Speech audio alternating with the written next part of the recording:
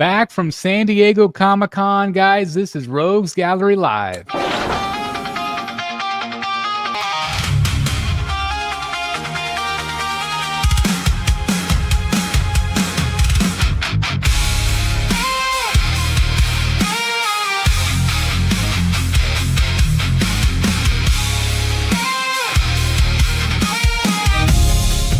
They dragged criminals into the station and pinned their photos to the wall. They created the Rogues Gallery.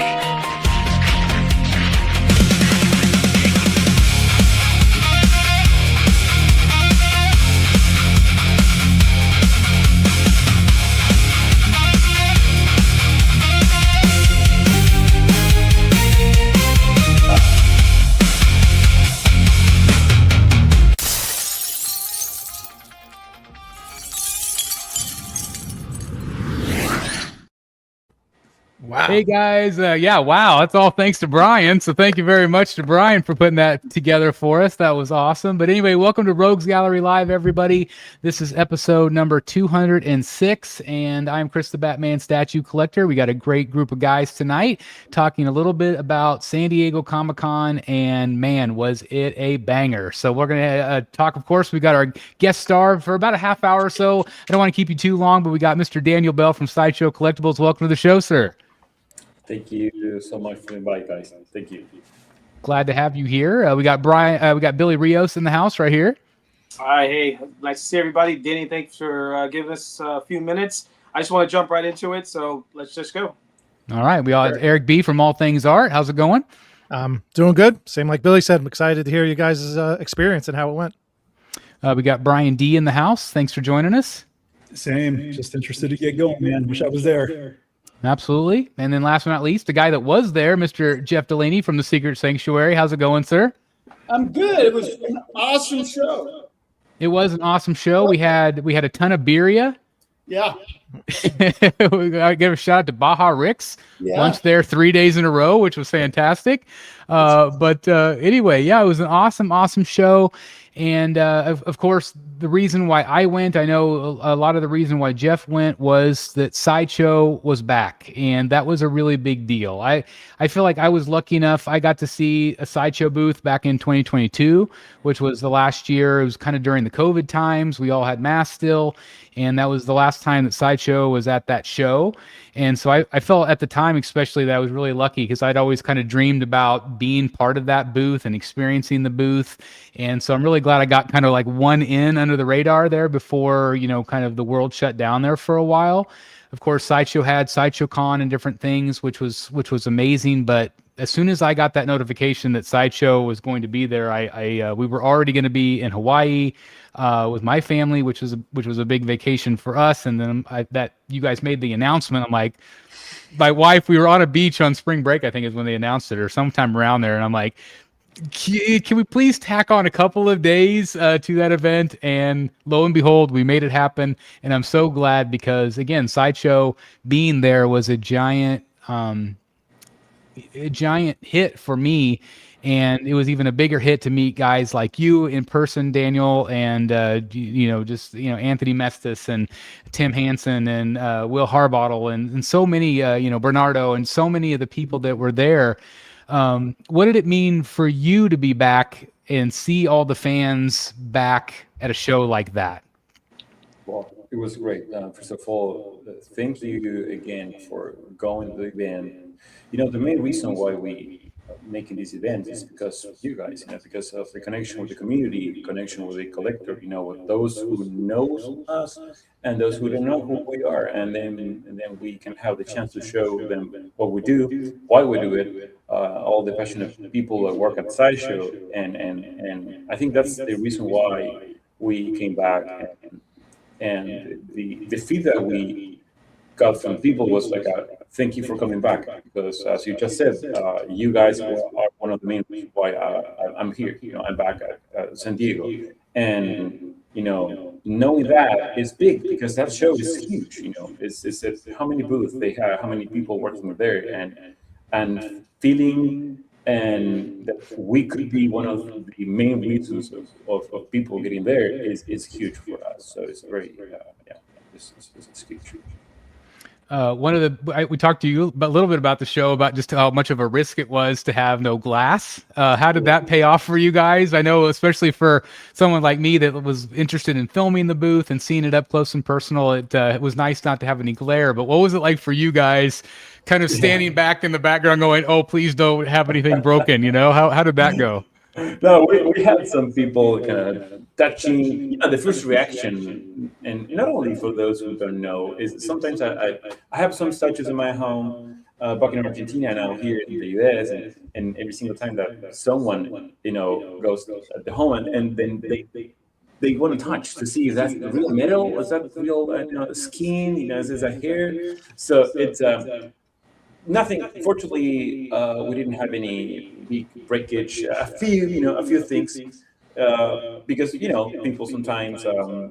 There was a pack of people, especially Saturdays and Sunday, with too many people with a lot, and I don't know, so maybe someone just hit something with the backpack, or just bump each other or whatever. But nothing huge, and I think it was totally worth it, because I remember in the past, as you just said, when you want to take a picture or just see one of these statues, and then you have a lot of reflections, and or maybe you have a statue, and then you want to take a look, and there's another guy taking a look from the other side, and you feel kind of weird because two guys or two people staring at the same thing, and so that's why we also decided to change a layer of the booth, more personal, more intimate, more, I would say, kind of living room style, because we wanted to show to those who don't collect, this is how this piece could look like in your house, right?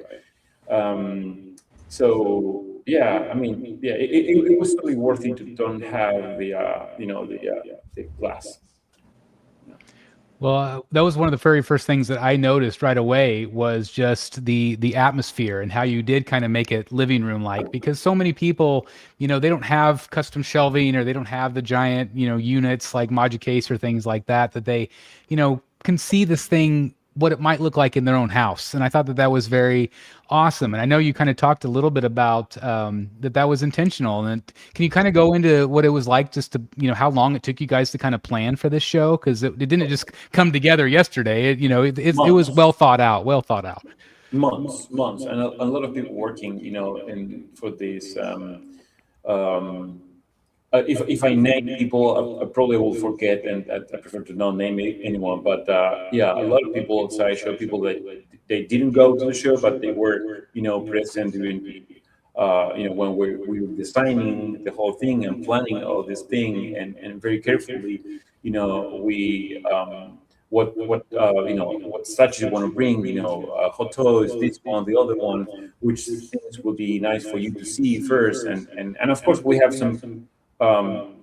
There's no unlimited space, so we have to pick the ones we think is the best for you. When we, I think it was yesterday, we were having a conversation, saying, "Oh, we forgot to bring Mambat and this one and the other one." So, and yes, and I think overall we finished with the feeling that the show, the event was great, and the booth was great, and the people enjoyed it. And tomorrow we're going to have a big meeting all together just to talk about, okay, what things we can improve for the next show, and what was the feedback that every one of us received from people, from you guys, and from the people who see it from YouTube, or social media, or through your videos, that they have the chance to see a little bit of the experience and the floor. I probably spent more time in the SciShow booth than just about anywhere else of the con. And one of my favorite things that I did was just kind of, a lot of it I was filming and stuff. So I tried to keep going back to the booth just to kind of look at stuff with my own eyes, not behind a lens. And the crazy thing is I really enjoy just kind of stepping back, watching other people's, like the casual fan, because we've talked a lot on the show about how important, like for us, like eyes on product is, like to be able to actually see it in real life, and to be able to watch other people that were casual fans kind of maybe discovering SciShow for the first time, how cool that was, because they were so excited, and just hearing some of the conversations. I'm assuming you heard 1,000 conversations like that. What did that mean to you, kind of representing Sideshow? Like, what did that do for the company? What do you think? Well, I think, it's I have so many. We have so many people coming to the booth and asking questions and telling us, or asking, for example, hey, do you guys, why you took so much time for you to come back? Why you make the booth like this, and feedback, and what about can I ask you a question about the statue, and getting feedback about the layout, about the company, about or just questions about, hey, are you working with this guy or that guy, or people coming to the booth saying, hey, I'm a sculptor, I'm a painter, I'm an artist, could you please take a look and my stuff, and give me a feedback. I think the booth and the experience represents so many things. For every one of us, it's something different, but we can all agree that is, that relationship and that communication and connection with the people, that you can only have it if you are present in an event and sharing and showing what we do. And that's why I think it's so important. And I'm so happy we came back, and we are now planning to, what's the next event, what's the next step for us. And yeah, I mean, I don't know if that answers your question, but yeah, it was pretty much the experience. New York Comic Con, maybe? I would love to. But after, if you ask me a couple of weeks, I will say yes. Today I'll say no. I'm still tired from the last week. but yes, I think we all want to keep moving forward and being in events like, for example, New York Comic Con. You're not the first one who was asking. Many other people, not only from New York, but those who attend both events, they want us to be there. So yeah, maybe it's a possibility for sure. Yeah. I know it's a lot harder to get all of the stuff and get all of your people over there, obviously. In California, you're just down the road, which is still a big, giant production. I know it took, 30 of you guys to set up and tear down and all that stuff. So it's a big, giant production. You have to get hotels for all your staff, and it's just a big deal. So New York would be a whole nother thing, I would think, logistic-wise. Yeah. Jeff, you were in the booth. What was it like for you to be back with Sideshow there at the convention? Because you've been going a long time. You've been going way longer than me. I've been 3 times, and you've been going for long time. Yeah, my first year was 1985, so long time. It was really cool because right at 5:30 on Wednesday, it felt like there was a real energy from the staff at Sideshow. Everybody, they wanted to chat. They wanted to get our opinions on the booth and the new pieces. And it wasn't like, sometimes you go to a booth and the people manning it are just bored and looking at their watches. And there was excitement at Sideshow. It really was the centerpiece of the floor. And like you, I went back multiple times each day. And as we expected, some pieces looked very different in person than they did online in a good way.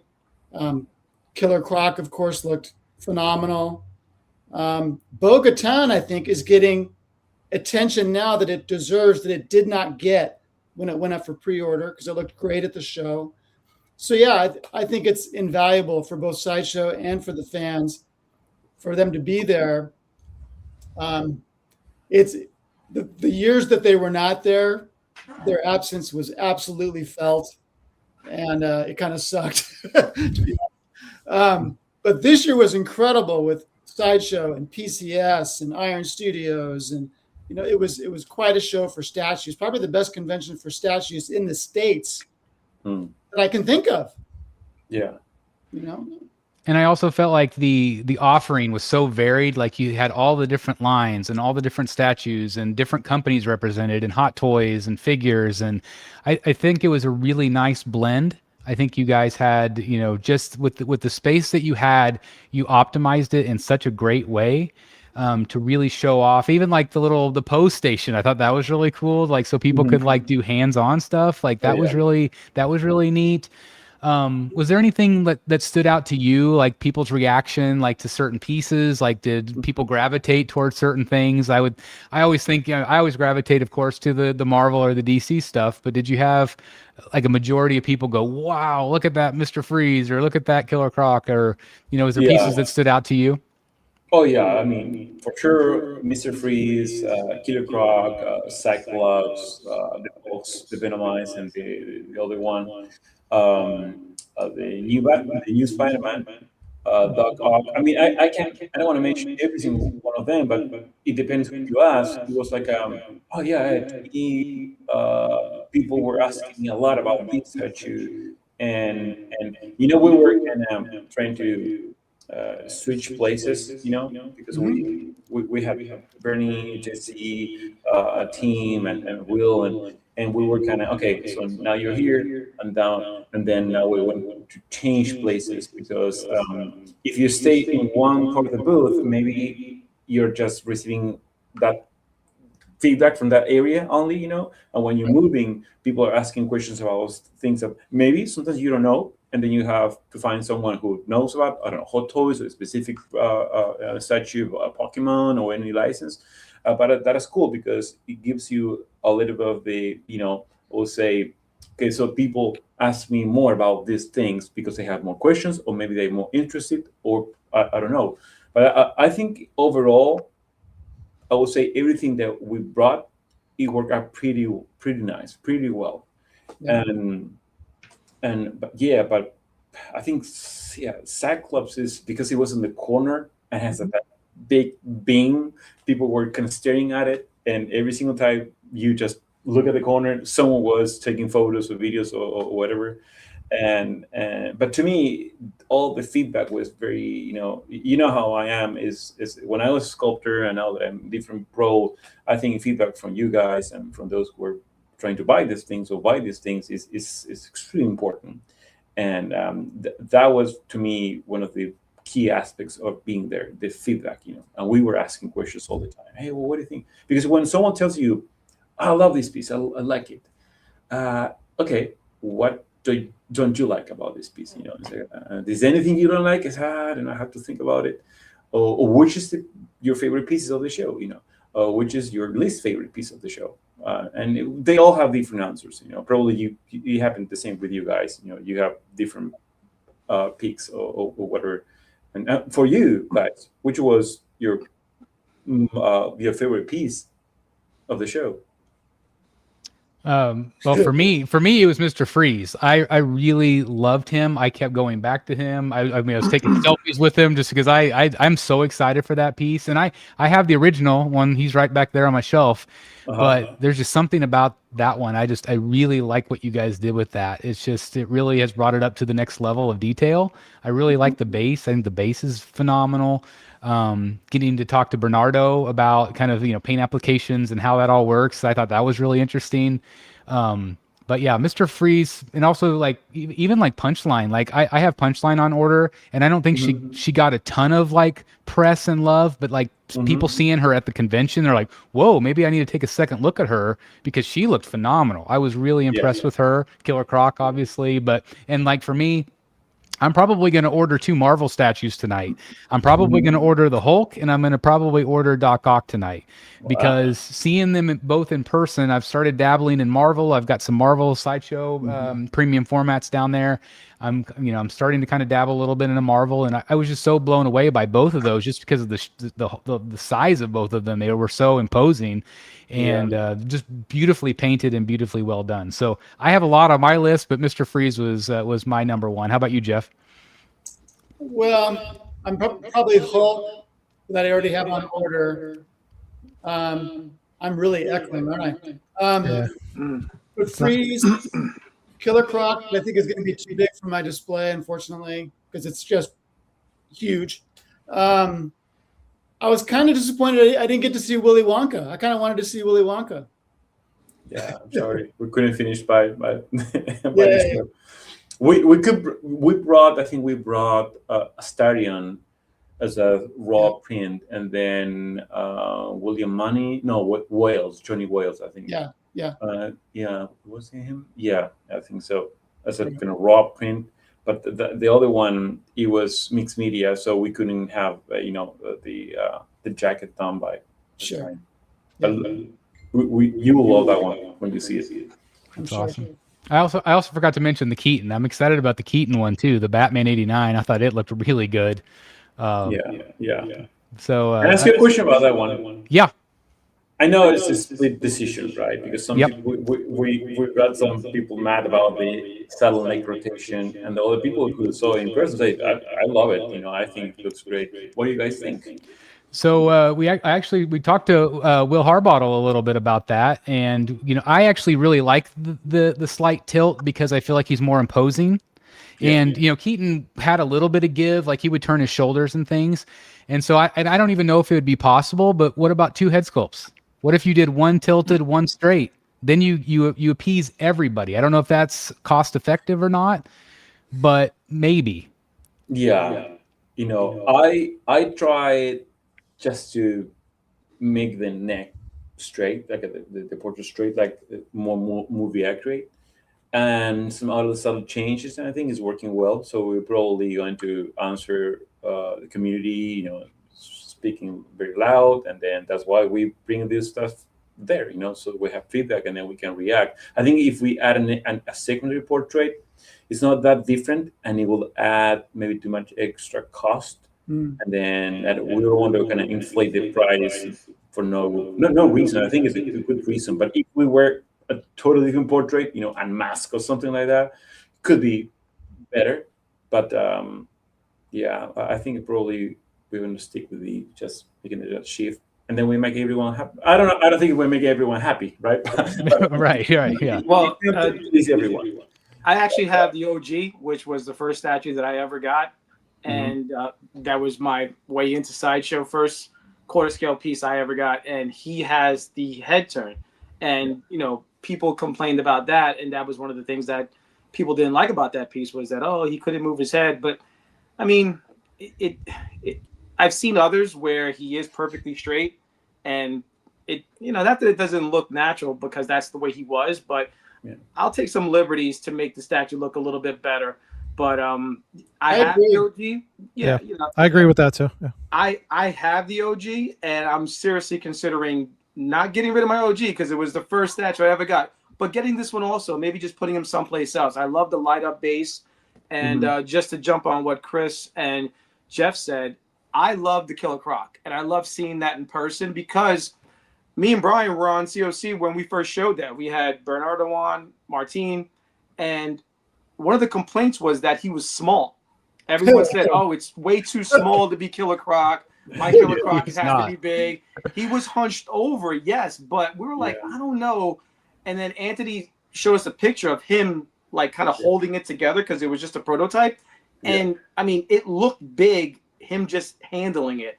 And we tried to say, hey, listen, this is going to be a big piece. Just wait till you see it, before, you go and make judgments. And then our friend Eric did a little mock-up, and people went crazy also because they thought he looked small. So finally to see him in the booth next to like humans and everyone going by, you see how big that piece really is. So I'm glad that maybe people that were on the fence about it because you look too small, now they're not going to be on the fence about it. They know that that's a massive piece. And to me, it's going to be the quintessential Croc. Yeah. It's got the orange Arkham pants. It's gonna go great with the penguin. I mean, this thing is awesome. Yeah. I feel the same.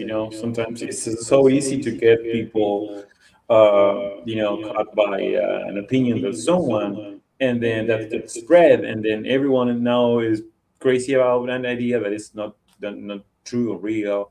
And I remember, I don't know if you remember this, was because a long time ago when I sculpted Flash, kind of running Flash, right? And I had it.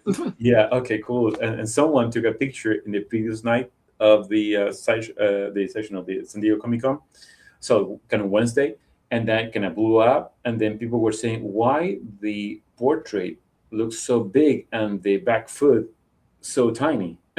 It was me trying to that what is called perspective. Like if you take a picture with your cell phone, it's a kind of open lens. It will distort the image, and that's why sometimes it's better just to show us the pictures first, and then you can take a look in person, and because otherwise people will get confused, and it will happen. It doesn't matter how much effort we put. Sometimes things like this will happen. But that's why we are making these events, or we presented this event, so we can show the actual piece, how it looks like. Absolutely. Eric and Bryan, you haven't had a chance to chime in. Like, what did you guys think about seeing the footage? I know you weren't there, but hopefully we at least kind of made you feel like you were. And Absolutely, yeah. Did you guys have favorite pieces also? What was it like experiencing the con on your end? Yeah, it was a lot different this year, especially with you guys not putting up the glass display, which I was actually curious. Did anybody accidentally break, or was everybody trying to touch the statues or anything like that? Or sneeze on. Well, we had some weird questions about a few statues that maybe you imagine or not. We have I don't know how to say this without sound weird, but you know the 3 statues we have in the corner, infinity ones, beautiful pieces, like a 1/3. Yeah. Silicone. Yeah. The silicone one. When I have some people asking me weird questions about anatomy, if I could check. I said, no, we can't do that. I figured it would either be them or Vampirella in the other corner. I figured that would probably be the other prime one piece. Yeah. Yeah. So it was like, no, I can't really do that for you, but I mean, just buy it and look for it yourself. Yeah, overall, it was great to see you guys enjoying the the convention, and like I said, seeing everything through the eyes of the lens. And yeah, hopefully, I know it's probably not really possible, but it would be cool to see you guys back in New York, or somewhere closer to the East Coast. And yeah, I think that's why I chose this corner tonight, guy right above me, because I have the original Mr. Freeze. I'm really excited about the new Mr. Freeze. And yeah, getting a lot of people asking when that's going up for pre-order, if you know. Yeah, well, I would say in a couple weeks. We need to shoot some videos of that one, so probably in a couple weeks, August maybe. Cool. Yeah, so maybe Great news. Nice. Soon, and we're excited. I mean, we know people love that statue. We don't want to hold it for too long. It's just when we have to make some stuff. We just came from the show. We're making some videos of the statues we brought there. So, but it will be soon. Is that one going to be an exclusive? Like any additional parts going on that one, or is it just whatever's there? No, I think if I don't just give me a minute. No, I think it is. There's no exclusive for that one. It's just what it is. Yeah, right, looks great the way it is. All right. Yeah. And for example, I know some people were kind of comparing both statues. I love the one you have right there, the OG one. I think it's a beautiful statue, but I think it represents the character in a different manner, a different way. That's why the gesture and the posture, the pose we use for this one is a little bit different. Even the things happening in the base and the whole design of the suit is different, because what's the point to do something similar or too close with something you already have, right? If you have one and you want to buy a new one, you need to have a good reason why you want to buy a new one, right? Yeah. It's not making this one better than the other one. It's just different, and of course, some years have passed, and then we have better technology and better quality in some areas that you can bring different textures and different materials. So that's part of the evolution of the the collectibles, I would say. How about you, Bryan? There were a lot of standouts for me. I have quite a few of these actually already on pre-order, but when you see everything in context, right, next to everything else, you really get a sense of the scale. You get to really see the camera pan around everything. So Revan, I was always interested in, but I had the old XM version. And after seeing the video, I couldn't resist anymore. So I immediately pre-ordered that one. Punchline's already been on my list. I've already had her pre-ordered. Killer Croc is definitely on my list. I'm going to pre-order. Krampus, Vampirella, the Hulk, which I don't do any Marvel. I'm just so impressed with that one. I just think it's incredible. Now, I heard some stuff in the videos that there might be some variants coming of that specific Hulk. So if that's true, and if there is, I think I heard it out of your mouth actually, that there could possibly be. Can I say this? Okay. Yeah, of course, yes. Okay, okay, because I believe you said a red and a gray one is potentially on the way. So as long as that's happening, gray is definitely going to be coming home for me. But the other ones that I wanted to talk about, and I wanted to ask very specifically here, is the Universal Monsters line. Billy's like, oh, here it comes, because I've been texting him all day about this. I have all those pre-ordered, and you've been teasing the silver screen edition. I'm curious, were those just not ready for the show? Is that coming anytime soon? What, like, kind of, where are we as far as timeline with that? Yeah, so that will be a better question for Anthony. Anthony is working very close with this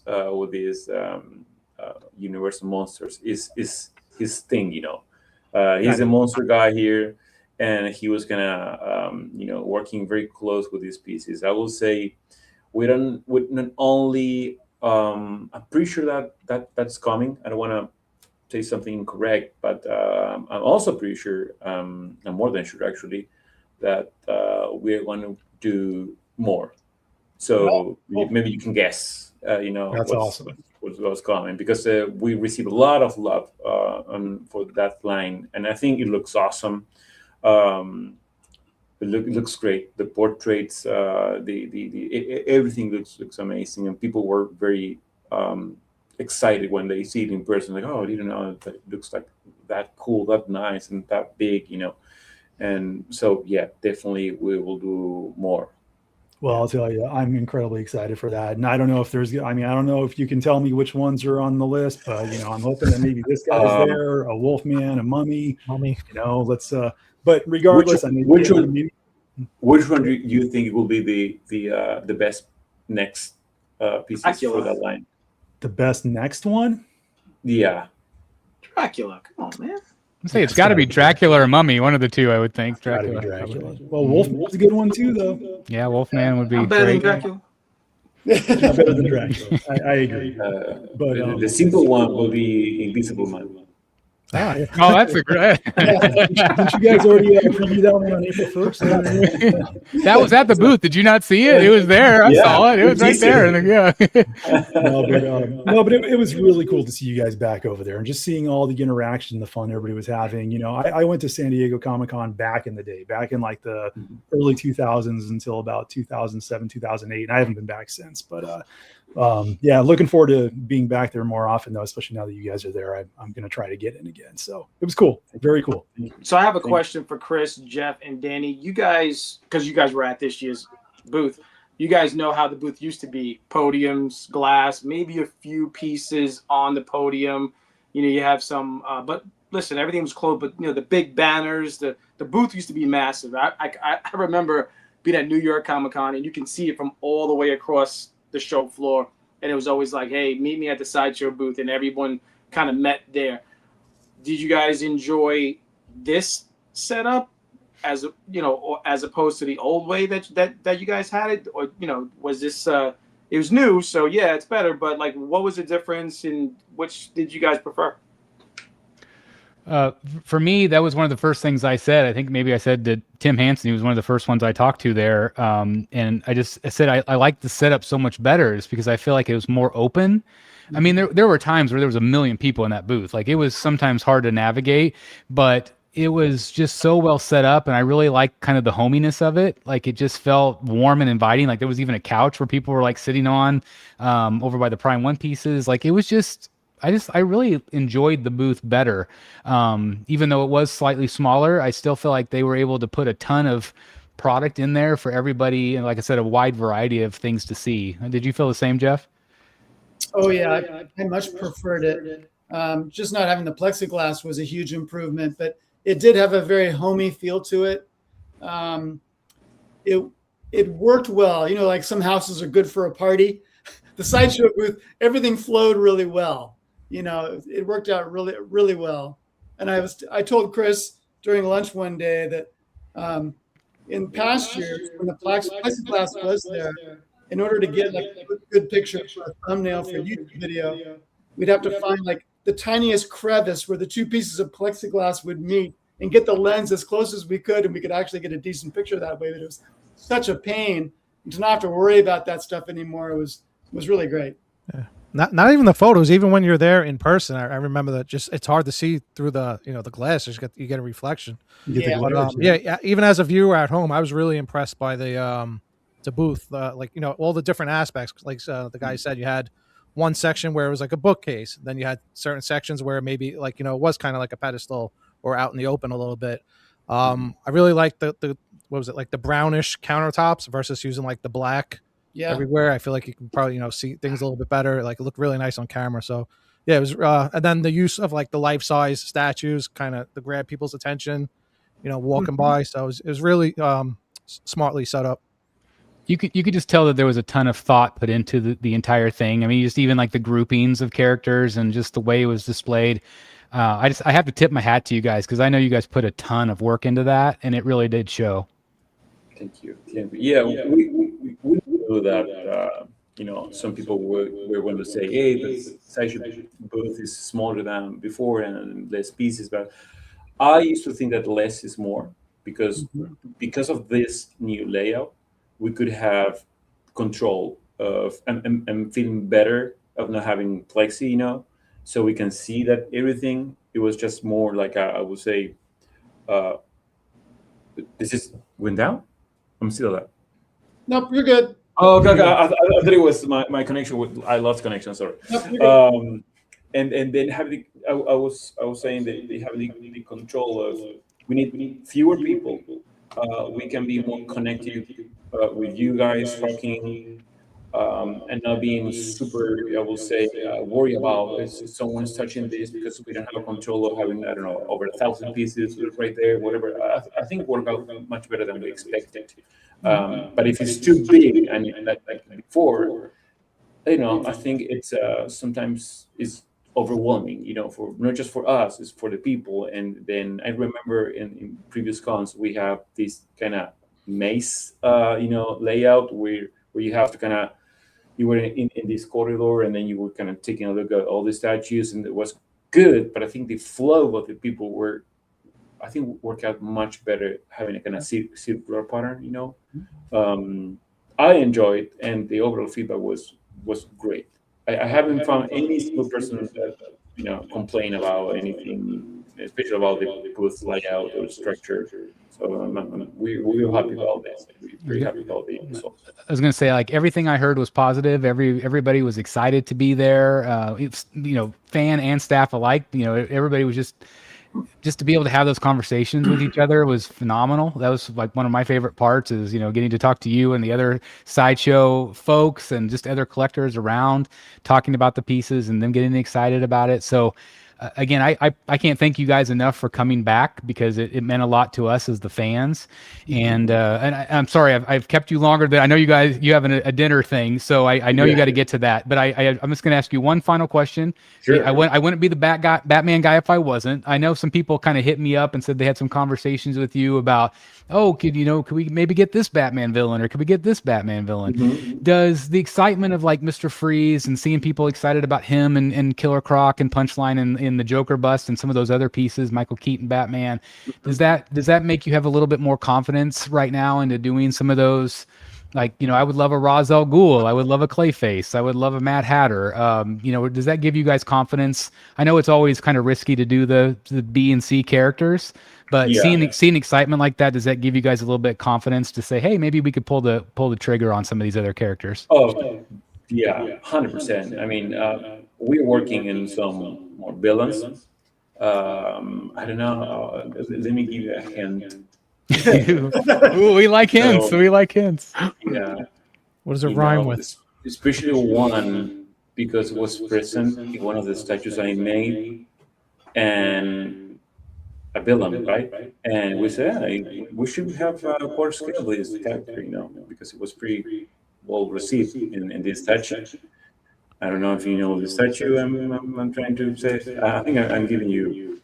But it was I don't have it. No. It was a non-quarter scale? It was a statue I made, and the villain It's part of the base of the statue. Oh, you guys, okay. come on. There you go. Oh, so we got Clayface with your Batgirl right there. That's right. That's right. You know, you should look into Absolute Batman. Absolute Batman's like huge right now. The comic book fans. What do you think about Absolute Batman? I mean, I could be here for hours, but it's crazy right now how many people love that story. Do you feel that love will stay for more time, or this is something kind of bubble about? Didn't we mention that the other day? We kind of said that you know, once you get past the Batman, it gets into horror. It kind of does fall off. Like the Batman looks awesome, the story is great, but I mean, will there be love for a Joker or whatever? I think Scarecrow is cool. Scarecrow is cool. Yeah, I think an absolute Wonder Woman would work. That's the thing is, had some conversations with not only sideshow artists, but also just artists in general. I'm a big art collector. And so every art person that I talk to, like the big names in comics right now, they have said that Absolute Batman has completely changed the game. It's brought people way back to comics. Everything's on fire right now. The story's great. Scott Snyder. I do tend to think that, especially if you had a standalone Batman, because you could do so many different things with the cape. Like it could be dynamic, it could be stoic, or whatever you want to do. A hulking Batman, I think, would do very, very well for you guys. Outside of that, like the Joker's kind of weird, and like some of the character designs are a little bit out there. So I don't know, like long term, how well those will do. But I think the image of Absolute Batman, I think, will do very well for quite a long time. And Wonder Woman. Jeff wants a Wonder Woman, and they're already doing the figures for Absolute Batman. McFarlane's doing some figures. I think Hot Toys. Yeah. McFarlane just revealed their black and white Batman this weekend. Yeah. What stuff? What is price was a little we can make. Most of the companies can make nowadays great executions in these pieces. We work with a variety of artists, and sometimes we also almost share the same artists, right? But I think the challenging part is picking the right character, the right pose, the right price point. All these things when are aligned, it will give you an amazing piece of art, an amazing product. And that for us is very important to take the time and be mindful and not just be rushing and trying to be, sometimes thinking, this will be a huge hit, and then we spend a lot of time and money and investment, and then sometimes it is what it is, right? Even with all this the information, sometimes it's pure luck. But I feel that everything we have presented in front, I don't know, from a couple of years until now, and you'll be able to see that all of that at San Diego Comic-Con, it was very well received. And I'm much confident that in the way we're making things, it's working pretty nice. And we will keep doing this stuff. But sometimes with characters like the Batman Absolute, which I love, I want to make sure that is the right character for the right moment. Because if we make it now, I'm not saying we're not making it or we're making it, but let's say we do it and then we release a piece of art in, I don't know, in a year and a half, maybe people just, lost the attraction for the character, the love. Well, it's like, Jesus, I think Snyder said he's planning to make this go up to like issue number 50 or something like that. Like they have long-term plans for the book. Yeah, that's what I heard. Yeah. So Absolute Batman aside, what were your expectations for Man Bat? Did that over exceed your expectations and over deliver? The Man Bat we made? Yeah. Oh, I mean, people loving that one. And it's all five guys on the stream with you right now own it. So we all have it. Yeah, we all have it. I was just wondering, like, from the idea to what you expected it to actually become, did it meet your expectations? We kind of knew that piece was going to be loved because it's a character with wings, is huge, and we found a way to make it, I wouldn't say super simple, but it's simple and compact, and without losing the essence of the character. Mm-hmm. And it was a lot of fun, to be able to design that character and be working with the sculptors, designers, and trying to find a way. I know some people. The other day I saw a post saying, "Hey, we should be having and the wings open," and it was like, dude, do you know how much space it would take a wings open? It's almost it's impossible that it will be crazy, right? But yeah, I mean, we sometimes it's hard because you say, oh, this piece will be loved by the audience. We will kill with this one. Then if we release a piece and that's okay. And some of the pieces like, yeah, this probably will do nice. And then it explode everything, and you never know. We don't have, of course, a crystal ball. But we put every single time love in every single piece, despite with the character, or if someone was asking that for more than other communities or whatever. All the pieces, I can say that all the pieces that are working right now, we're pretty sure that will be very loved by the community when we release. We have so many pieces that we want to show. I would love to, just like whenever you're ready. Whenever you're ready, come on, we'll see it. Tomorrow I will be back in Argentina. I'm not driving. That's right. It'll be awesome, right? But yeah, I mean, we're doing villains, superheroes, and I love working on villains. I love working on villains because we love buying villains. We do. We do. More. Well, again, I feel bad about keeping you late. I just want to thank you guys so much again for coming to San Diego. That was just such a thrill, and I'm so glad that you brought so many of your sideshow folks, because that meant a lot to me to be able to meet some of them for the very first time. And again, just thank you for taking time today to come and talk to us about your experience, because it meant a lot to us, and hopefully it meant a lot to you guys as well, to see so much happiness come into the booth. Oh, it does. It does. I mean, I'm super happy and grateful for, the invitation to talk with you guys, for you coming there to the booth, for me having the chance to be there again. I think the last time I was in San Diego was in 2017, 18, I can't remember, before COVID, before pandemic. Pandemic hit, we changed the format. We went fully, online, and then after a few years, we say, "Hey, I think we're missing the opportunity to connect with the people in the way we just made it, and it's totally worthy." And we know that, and we will keep doing it. We all enjoy it. I think we're all nerds. We all love this thing. It's not just a job for us. It looks like a hobby paid, I would say. So yeah, I appreciate your love and your respect for not only this, but for what we do and the artists and everyone involved. So thank you so much. Awesome. So Danny, before you go, Danny, yeah. If you guys somehow come to New York Comic-Con, me and Eric B will take you out to the best pizza in the city. Oh, can't wait. All right. I'll be there too. Yeah, we're all going to New York, so we're looking forward to that. So hopefully someday Sideshow will be back. That'll be awesome. Sure. That'll be awesome. Well, thank you, guys. Well, again, thank you very much. Thanks for joining us. Good night. Well, how great was that? That was awesome. Fun. So awesome. And again, it was just so cool that we had a chance to just talk about the statues and the industry. And Jeff, I know you really had a great time having conversations as well. Yeah. I don't know. What was that like for you? What did it mean for you to be able to do all that?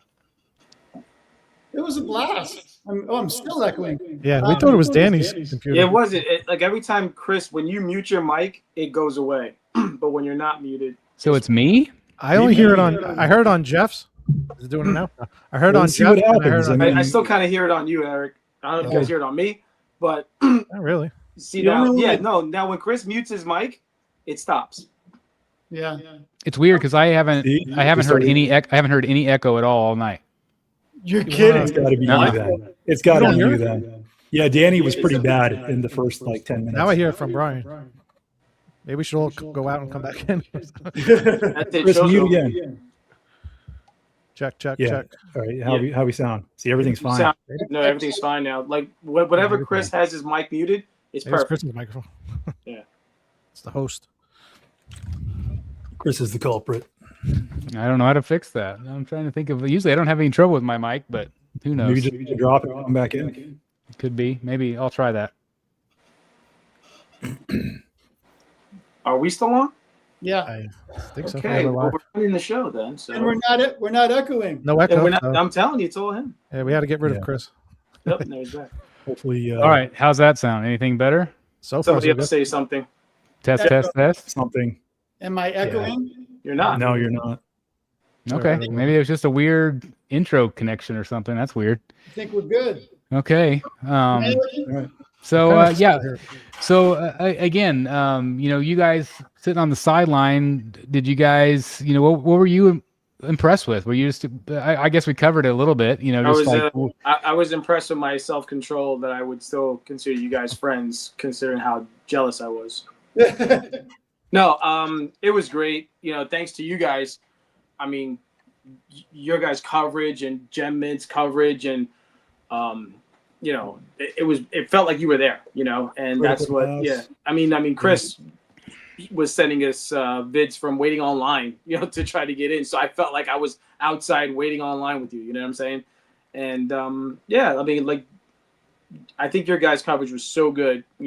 It was the next best thing to actually being there. So. Chris, But it did you was- have to do that each day? Wait 3 hours, or was it only No. opening night? So it's just the first night. So I had a press badge. Like Jeff, he had an exhibitor badge, so he can go in anytime. You just can't film before. Well, at least most people they can't film before the show opens.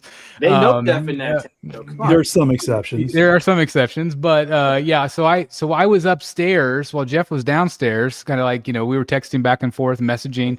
I was up in a 3-hour holding pen with thousands of other people. They were just zigzagged holding pens, and then they let one row at a time go. Eventually, when the con opened, I think what they open up 5:30. 5:30 instead of 6 because it was supposed to be 6 to 9, and so they opened up a little bit early, and I was of course on the complete opposite end of where Sideshow was, so then I just hightailed it right to the Sideshow booth, and whenever I started kind of filming. There wasn't a ton of people in the booth yet. I know Jeff was filming at that point, and then we kind of stopped here and there to kind of have conversations. But by the time we were done filming the booth tour, I mean, it was starting to get already pretty packed. Preview night was really busy, Yeah. way busier than I remember it being in the past. Mhm. But it was just a lot of fun. But again, just being able to have a conversations and meet up with so many different collectors. Let me see if I can share this here. I think preview night was crowded because there's no programming upstairs. Everybody's on the floor. I guess that's probably true. That's a good point. Did you pick up anything good, Jeff? You know what? I didn't. I bought an apple. The only thing I'm going to buy at a convention is comics, and lately, all the good deals are in auctions, not from the dealer. Can you guys see the image gallery here? Yeah. All right, just showing some of the people that I ran into. We got John Pham. This is from Prime One Studio, so he's one of the representatives. Guys, Of I'm course. going to go out and come back in because I'm still echoing. Yeah, I was thinking Okay. about doing the same thing. I'm going to do the same thing. No problem. We got Danny, and there's Bernardo, Brownie. and there's Amy from Sideshow. It was really great to see her again. And there's me and Jeff with our party hats. Yeah, I can't unsee that one. I know, it's so funny. Any better? No, I'm worse. Say something. Test. Test. I hear you. 1, 2, 3, testing. Test. It still sounds echoey. Very Does Let it? me- I'm Is not- that the guy who does the cut and sew? Tim, right? Yeah, that's Tim. Yeah. There was there's two Jeffs. Yeah, we got two Jeffs. I'm not sure why. I'll remove that Jeff, and we'll Whether- just do two Jeffs. I Yeah, hate that other guy. that's that. It's the doppel. Hey, remember we remember Ledger saw a Jeff Delaney doppelganger at the show. Yeah. No, You that's his stunt double. I think it went away. Yeah, yeah. This is Tim Hansen. This is the cut and sew guy. So I think Brian's echoing now, but I'm not. That Oh, was weird. Oh, Oh, yeah, we got Is this something? But then Eric was just echoing. you guys recognize her?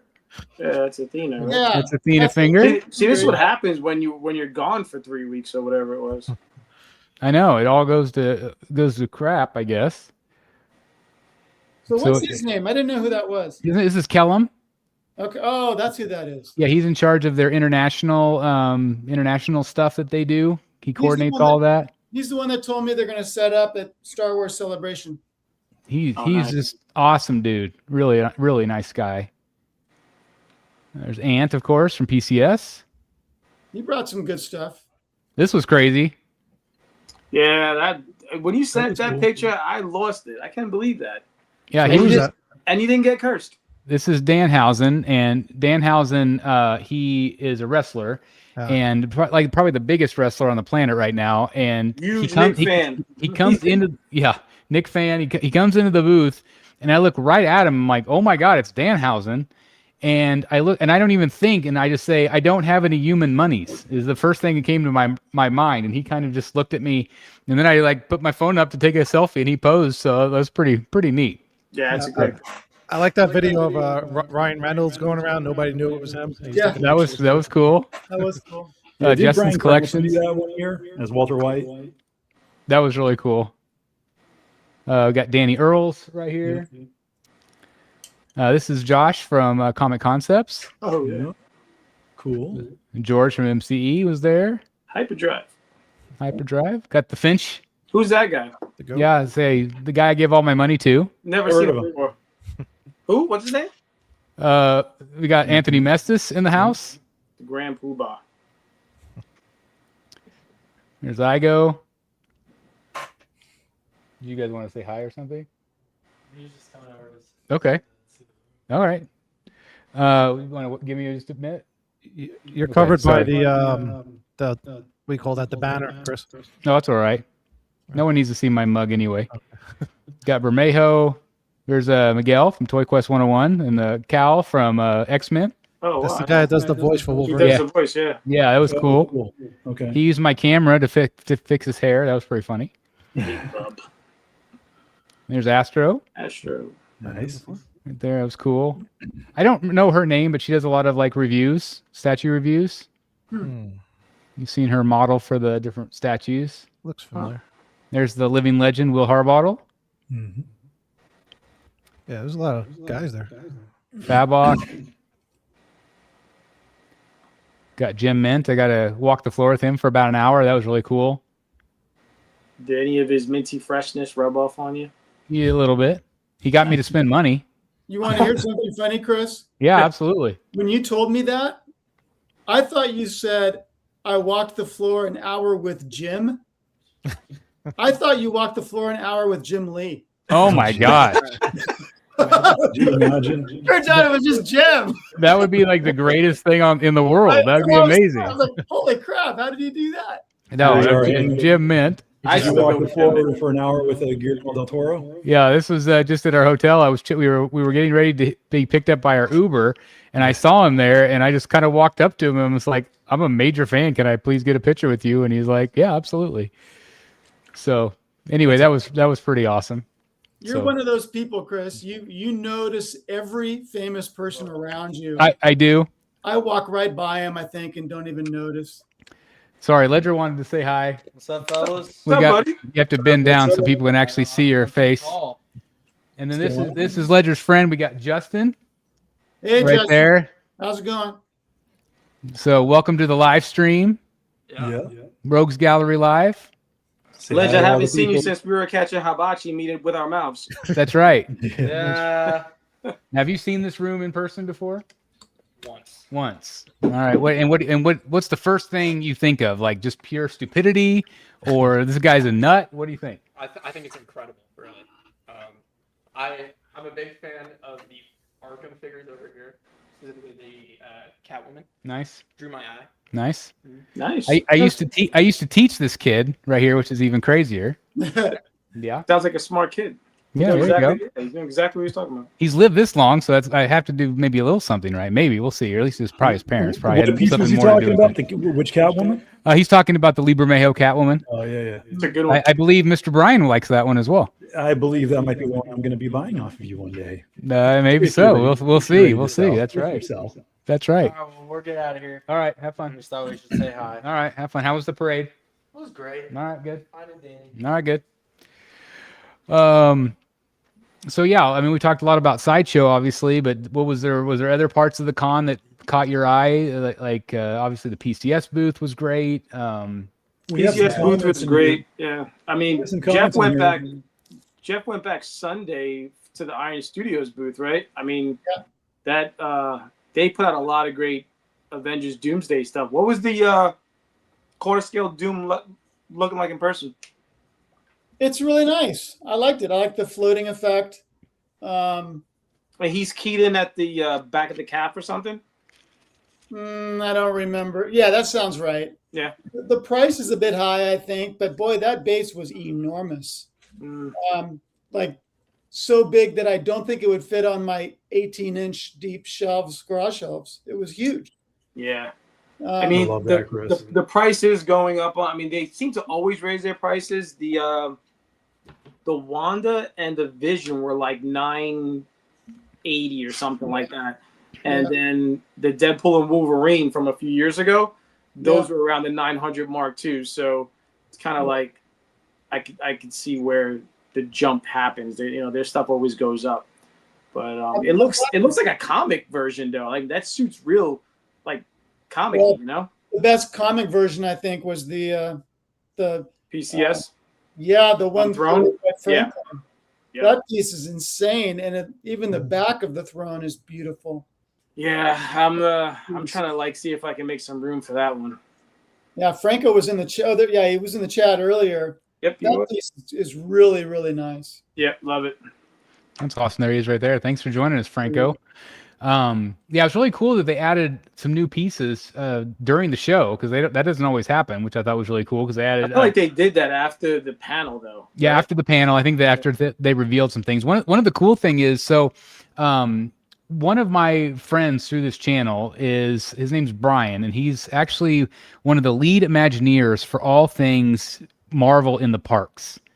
Okay. So like he has overseen the Avengers campus in California. He used to be in charge of everything Marvel in San Diego. Like that used to be his job. And so I ran into him at our hotel and got to talk to him just for a little bit. And he said like all the costumes on display were screen worn, all of them. Like, so that was really cool to know that they weren't just like replicas or things like that. And then of course, as the show progressed and we got to see the Hall H, and I have to give a shout out to Richard Ma. Richard Ma filmed almost the entire Hall H with John Cena and all of the Avengers cast. So that's like almost an hour-long video that's going to go up on the channel. And then also he filmed the Hot Toys stuff and also the Iron Studio stuff as well. So I know Jeff has got some great footage on his channel. If you guys want to see a little bit more, I'll be putting it up here on this channel as well. But I just thought that was so cool that they were adding new reveals as the show went. I thought they kept the show fresh too. I thought that was neat. I was glad they did. I mean, I think it was the only new quarter scale they had at the show. I think you're right. I think everything else was like, what was it, 10 scale? There were a couple of hot toys, a couple of Diehl that were, but I would have liked to have seen Iron Studios' new Mandalorian piece in quarter scale, and they didn't bring it. I don't know why. I thought Iron Studios, I don't know. I feel like the last time I was there was in 23, and I thought that booth was just so much more impressive overall. Like I feel like they had a lot more variety, whereas this was a little bit in the corner. When it was back in the corner, that was a much bigger booth. Absolutely. So you were there last year. Did it downsize last year, or was it? Yeah. Big, okay, it did. Okay. Same spot last year. Okay. I was just kind of a little bit underwhelmed because they didn't bring a ton of new stuff with them. I thought there was stuff that we had seen kind of before, and I was kind of surprised by that. But yeah, I did like the Daredevil Elektra Diehl. That was neat. I think it's 1/6. That's kind of the impression I got too. And I liked the Spidey Mary Jane Diehl, but I don't think that's new. I think that's been out for a little while. It's been out for a while, yeah. Yeah. So I was a little underwhelmed. That's why I thought like the PCS booth was cool because they actually had a lot of new stuff that we hadn't really seen in person yet before. Yeah. That was neat. I feel like last year they went heavy on the Disney stuff. Yeah, that's probably right. Maybe. You mean PCS? Iron Studios. Oh, that could be. Yeah, they have that that Snow White piece, and I know it's based on some great artist, but but it's just so small, and it's expensive $800. too.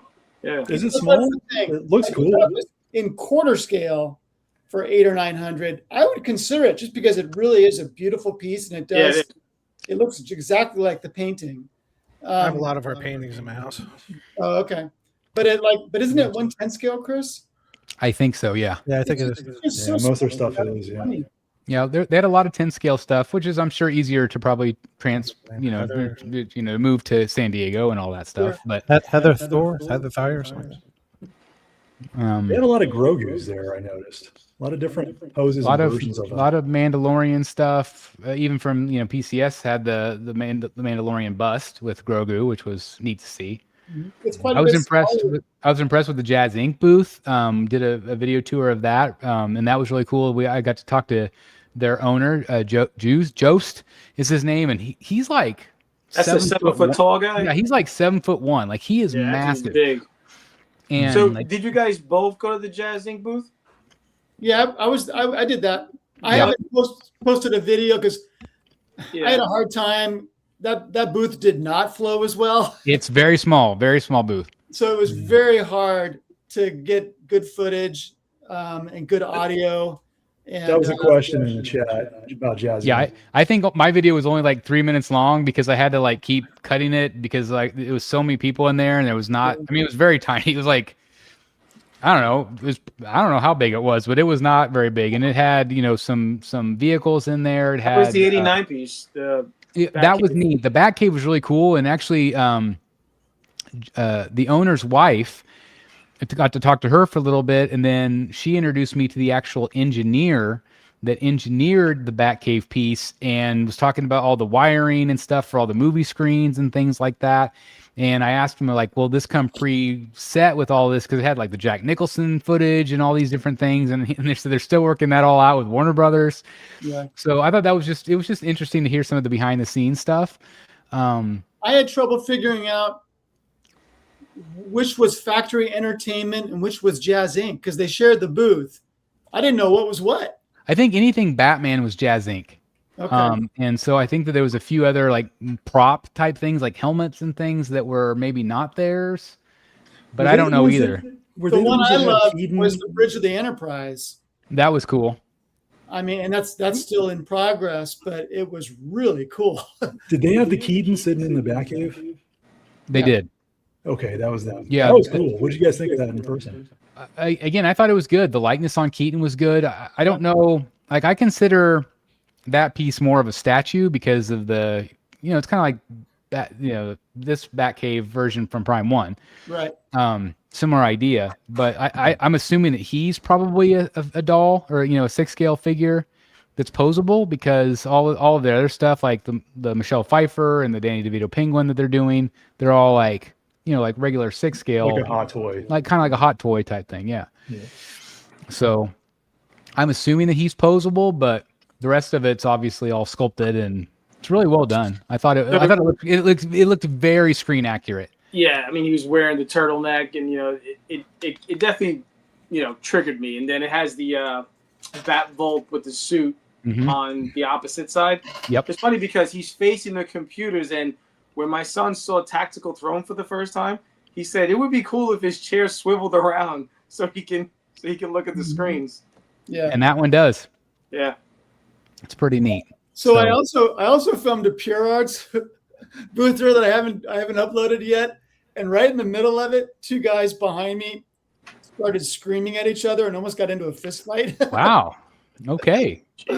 They were face to face, just screaming at each other. I think. Do we know what they were upset about? I think it was just a crowd management thing where someone bumped into somebody and it just didn't go well. It's so easy to do, especially with people like everybody's wearing backpacks and like swinging. That's why I can't believe like stuff didn't majorly get knocked over at Sideshow because there's people like just there's no spatial awareness with these people half the time, and God, I feel like it was really busy, like way busier this time than last time. A lot of stuff.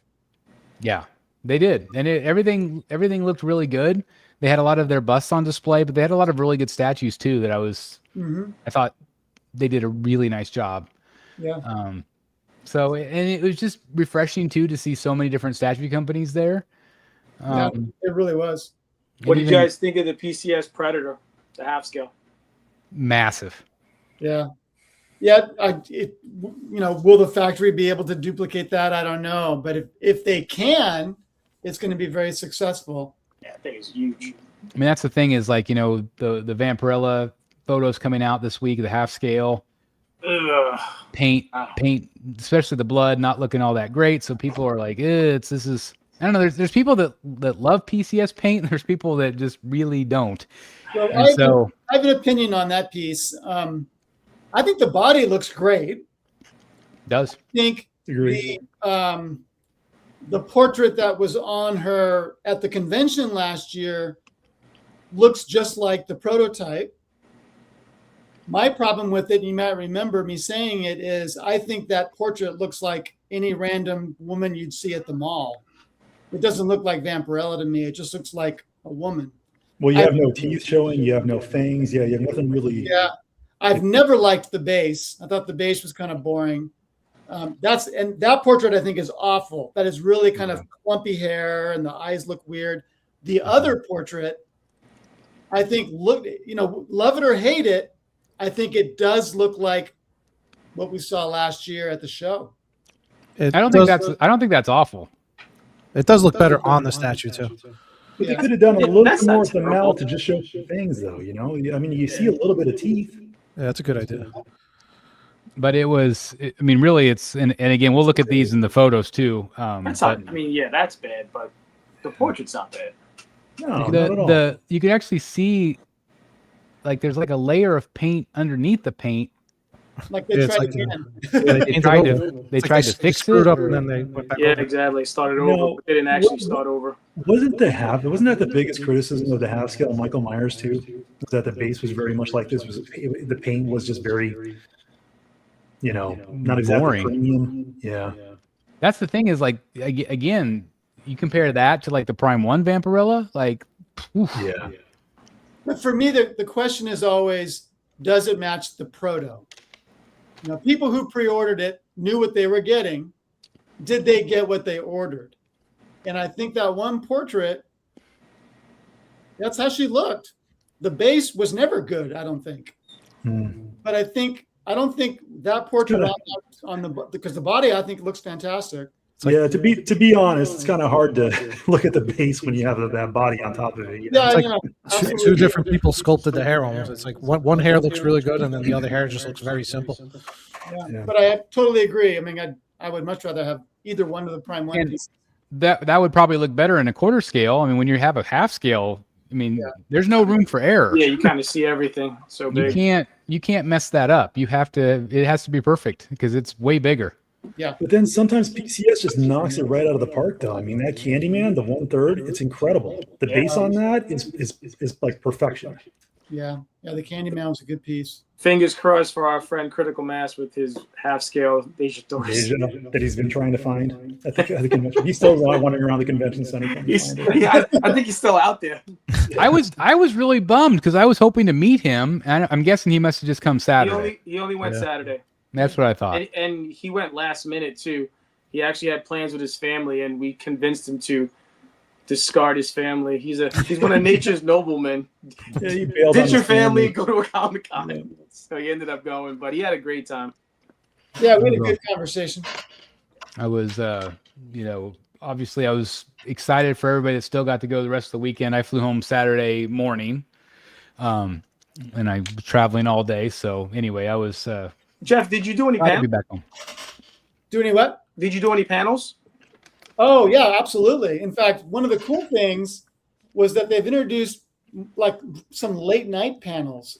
Oh. Like on Saturday, we went at 10 o'clock and watched the new episode of House of the Dragon that comes out Sunday. We spent cool. Saturday night with like 2,500 people.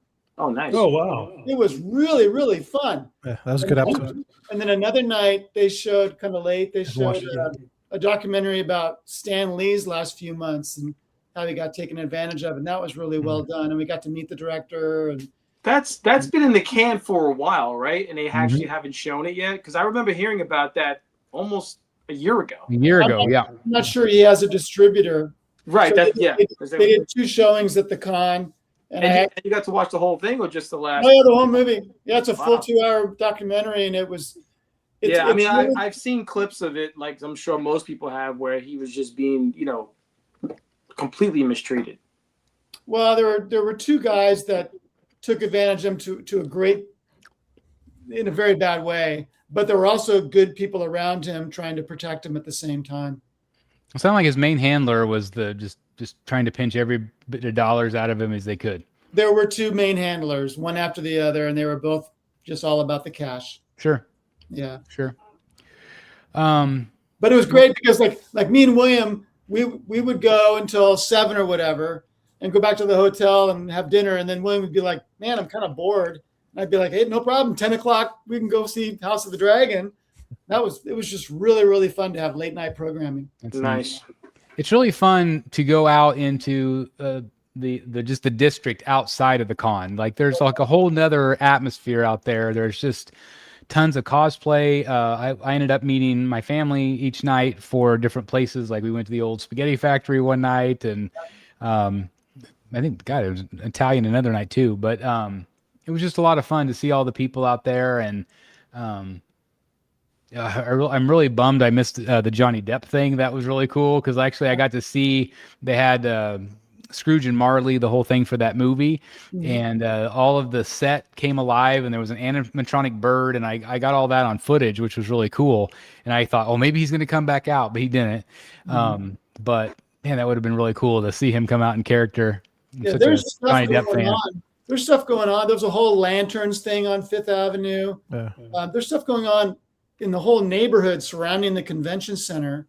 Well, even when we were walking back from lunch that one day, David DeSmolchin was up there on the Hard Rock balcony where John Cena was last year. Right. Yeah, there was a panel where he interviewed John Cusack about Cusack's new comic book. You went to the Jim Lee panel, right? Yeah, that's always a lot of fun. Did he give anything away? He only did one sketch. It was kind of fun. He had the actor from Clayface. Oh yeah. And he gave that guy a blank piece of paper and said, just do a squiggle line. So the guy did a squiggle line, and then he turned that into Clayface. Oh wow. And so they said he called it, that they had done it together, even though the guy just did one squiggle. But yeah, a girl ended up getting that. I forget what she had. Oh, she had a ripe banana. Ripe banana. Wow. That's what it was. So, like, if you had a regular banana, you weren't going to win? Yeah, it had to be right. He specified right. But yeah, he only did the one sketch during that panel, but it's always fun. He's very entertaining. Did you guys spend any time doing any autographs or anything like that? I mean, I know some of you got some original art. There isn't a lot of that. I mean, I guess you can get autographed like comics and stuff like that, but there's not like a lot of celebrities to meet or anything like that. Right. Well, there might be some, but there's some up in the sales pavilion, but I'm not really into that, so I don't really do that myself. Were you able to fix your cowl, Chris? Yeah, it's glued back. Yeah, I was like, oh no! Oh my God! What happened with that? Oh my This God! is why Jeff doesn't do favors at cons. This is why. All right, let's do tell. Total nightmare. I'll go grab it. Well, I know you forgot it at your room one night, right? While you're back there, Chris, too, if you can grab that art germ, Poison Ivy, I'd love to see that. So Chris, for those who don't know in the chat, has this Batman mask that I think Eric printed out for him. Is that right? No, he bought it. I painted it. He bought it on Etsy. Oh yeah. So Chris mailed it to me so that he wouldn't have to take it on the plane. Blah blah blah blah. And I brought it down to San Diego, and so then on Friday I forgot to bring it to the con altogether. So it's sitting in my car at the hotel. So I got to bring it. Wait, no, Thursday I forgot it. So Friday morning I wanted to make sure I had it. And it was in a big box. And I thought, well, I'll take it out of the box and just bring it in the paper that was around it. And we walked out of my hotel room and I instantly dropped it. Oh, so you broke it? I broke it. Oh no! The ear, luckily, just the ear snapped off. And we were right by a staircase. That thing could have tumbled down the stairs. And It's battle damage now. Yeah, it's battle. Oh, that's all it is. yeah, Hey, absolute Batman. He takes his ear off and stabs Yeah. people with it. So was that's all it crazy. is. It's just a detachable ear. Oh my I was reading God. that last week. I was looking at my cowl last night. That's like one of my favorite things in my collection. That's no Me- big me deal. too. Just get another one, start over. Oh God. I felt so bad. Oh my God. I'm like, how do I do this? I mean, Well, this is how big of a moron I am. So actually, where it broke, I didn't realize this, but this is Jock. And then I waited in his line for an hour again to get his autograph. So I've got Jock on here twice. There's Jock, and I also got Jay Lee. I really wanted to get Nick Dragotta, but his line was capped every time I went to go try to get in his line. He's so popular. hey, we tried to get into the absolute panel. It's crazy. We got there an hour early, and we were one of several hundred that got turned away. It's crazy. And it was a big room. Jason freaking Fabok Yeah, That's that's awesome. beautiful. right So there. jealous of that Batman you have. Yeah, that's amazing. You got the Fabok right there. Great story about this is that he actually hit me up before the show and gave me first pick, which I thought was pretty amazing of him. And then this is the Batman. That's awesome. Yeah. Yeah, that's great. And then this is the Art Germ. Love that too. Oh, it's amazing. If you ever want to trade for Harley, I have a Harley. That would go great with your Harley, Eric. What, the Ivy? So, Yeah. like I said, Eric gets first pick because he chimed in on it. Yeah, that's beautiful. He's, And then he's Eric, if you ever let it go, I get first dibs on you. Yeah, first dibs on Eric. Harley. I don't even know what the hell it is. I think it's upstairs. he's a pretty tall dude, isn't he? Yeah. He's tall. I was really And surprised. so the story on that was that I wasn't even planning on getting an Art Germ piece, but they do a raffle. David Finch does a raffle every day. He takes the first day was like 6 people, and then the second day was like 4 or 5 people, just to be able to get on the commission list. You still have to pay for the commission, but you get a guaranteed commission.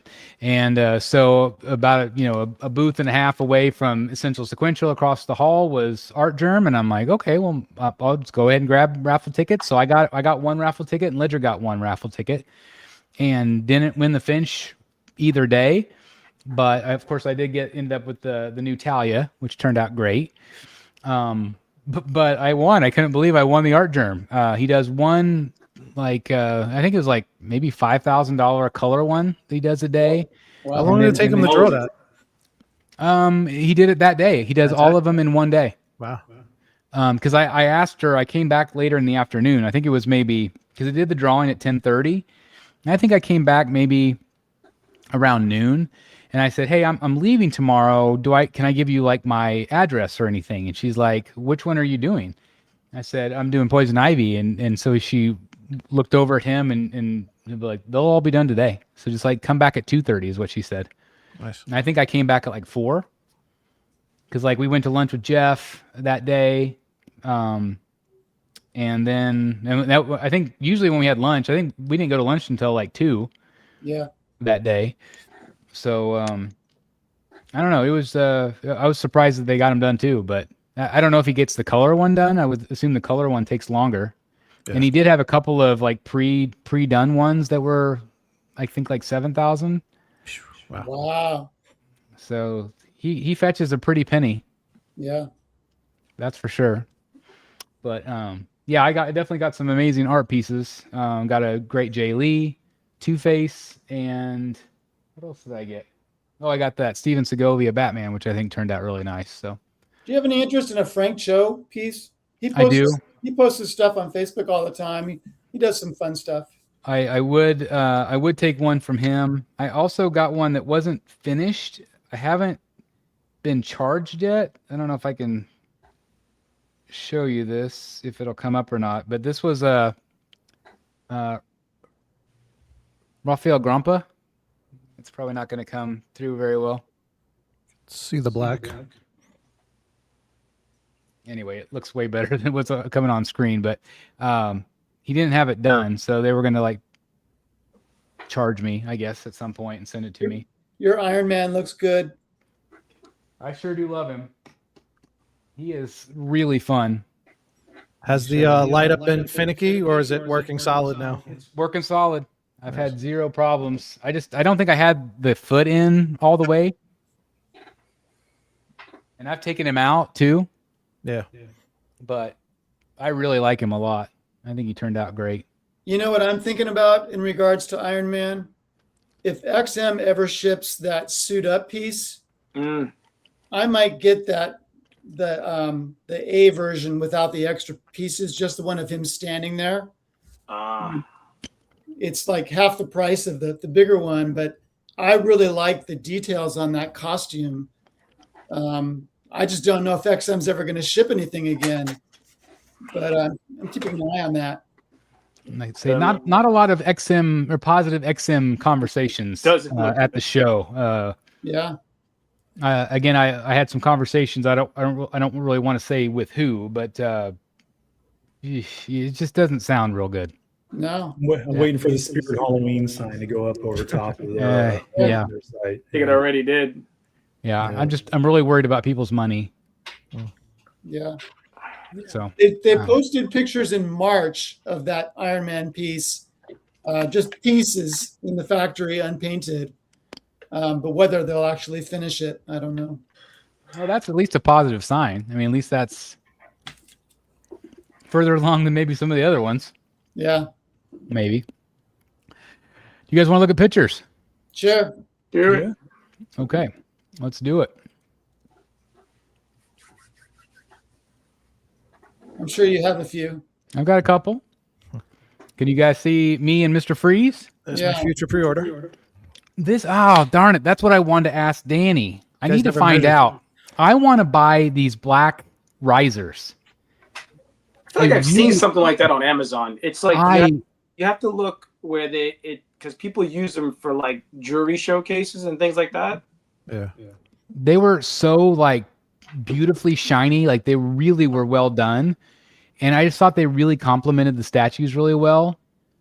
I've got to find some of these. I would love to get a few. But man, this Mr. Freeze, I love. The biggest nitpick I heard from people was that they maybe a bigger swap out gun would be an easy exclusive. I kind of like the gun the way it is. Doesn't sound like we're going to get that, according to Danny. Yeah, I'm fine with it as it is. I am too. I really like that statue. There's Ledger with him. So did he feel like overly big compared to the original? I'm still trying to debate the width of him. He is bigger. Yeah. But not overly. Width wise, what do you think? Width wise, I would say it's probably comparable. Okay. I think it's going to be pretty close. The base wasn't massive. Yeah, I need to fit it on my pedestal back here. I have 15 inches across.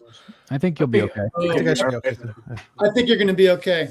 I do too. I mean, again, it's maybe a little bit more deep than it is wide. Slightly. Neither one of you guys brought a tape measure with you. We did not. I thought you had one. What was that thing you pulled out of your power pack? No, I don't know. That was my power pack. That was just the extender for the charger cord. Oh, it looked like a tape measure. The way it kind of does. It pulls out like a tape measure. Yeah. I did talk to Bernardo about the possibility of a light up, and I think originally they kind of toyed with the idea, which I think could look really cool. But they also experimented with like if you just have any sort of light behind it, it'll still shine through. So if you do want to light it up, it would be pretty easy to do. If you wanted to put like a blue light or something behind it. But obviously that increased the cost. Vampirella. Man, what do you think of this one, Jeff? Fragililla. Yeah, that's the thing. I really, really like it. I would never buy it, number one, because of the scale, and number two, because it just looks so fragile. I'd be nervous not having it behind glass or something. This picture doesn't give you a good idea of how very large the base is, too. Yeah, very big base, and she's just a big piece. It's just a really large piece overall. Yeah. The skin, you can see it here, kind of the skin texture, beautifully done. In the chat, it looks like Theodore's got her pre-ordered. Nice. There's the base. And that's the way the blood should look compared to the PCS half scale. Yeah, exactly. Yeah, it just looks so much better here. Yeah. Yeah, there's Awesome. no, and she looks like Vampirella. Yeah, she does. I just And don't, that's one of two portraits that looks like Vampirella. yeah, I just don't think the PCS one looks like Vampirella. It looks like a soccer mom or something. What do you think of the bust, Jeff? I like it. I don't know how well it's going to sell, but I think it's pretty darn cool.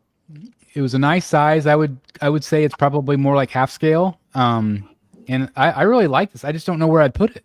Same. Right. Yeah. This might be like a late night impulse buy one night where I'm like, oh, I'm bored. Let me order the Joker bust or something. Got some points to throw around. Exactly. This one was really good in person, this Chewbacca. Yeah, I'm not a Star Wars guy, but this might be kind of hard to pass up. It's great. It's really Price strikes back. Yeah. And I thought 3PO, the weathering on him was phenomenal. And there's a light up in his eyes. It's really good. 3PO. And that base is massive. Yeah, it's that's supposed to be it's supposed to be like a Cloud City influenced base. Mm-hmm. Makes sense. Yeah. This one was interesting. I didn't even see this one at first. It's a premium format. It's cut and sew. I don't know if I heard a ton of people talking about this one. Yeah. Same with you, Jeff. Like I don't know. I just feel like people kind of overlooked it a little. It's so basic. I'm wondering if it's going to be really price friendly. I kept thinking it was half scale. No, it's quarter. It's a small quarter. Yeah, I think it's a little bit more in line with the size of the Keaton Batman. And this is a movie piece, right? Must be the riser. Just I think this is a movie piece. Yeah. I think so too. There's another angle, but it is fully cut and sew. But that base could not be more basic. It kind of looks like the old like Christopher Reeve Superman or his costume or something. It just looks really, really simple. Yeah. Like a spandex. Well, maybe the price will be because of that. Hopefully it'll be nice. It's like a kid wearing Spider-Man pajamas. Yeah, it looks like a cosplayer. Looks a little like you have one too many donuts or something. This one I love. This one I am definitely considering pre-ordering. He just had such a great presence to him. What do you guys think? It's Billy, you're more of the Marvel guy. What do you think of this?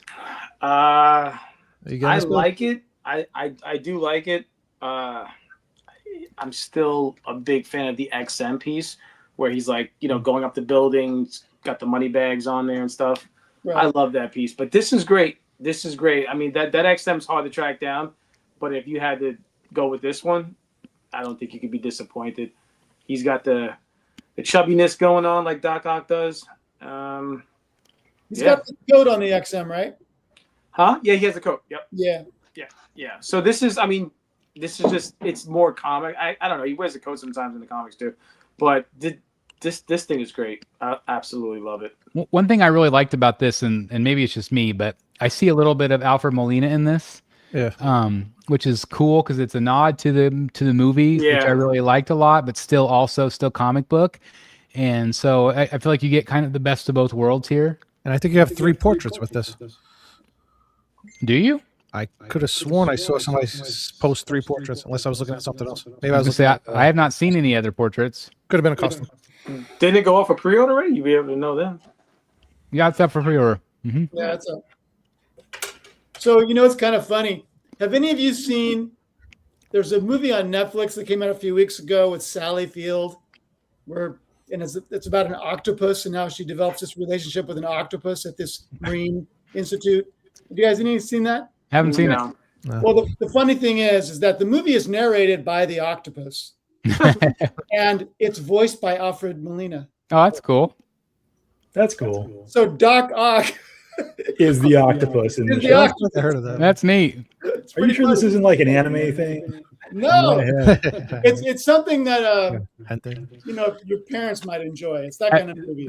Speaking of like geeking out on something like that, so my wife was in San Diego with us, and she doesn't really get too geeked out by all of this stuff, but she's super geeked out. Have you guys heard of Dungeon Crawler Carl?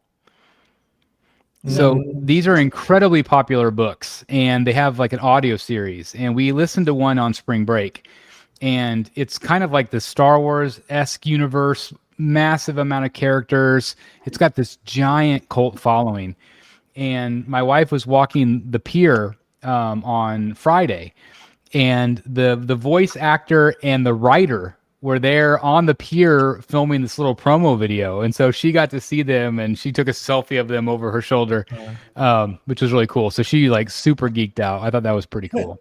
I saw the picture. I had no idea who they were, though. Yeah, that's who it was.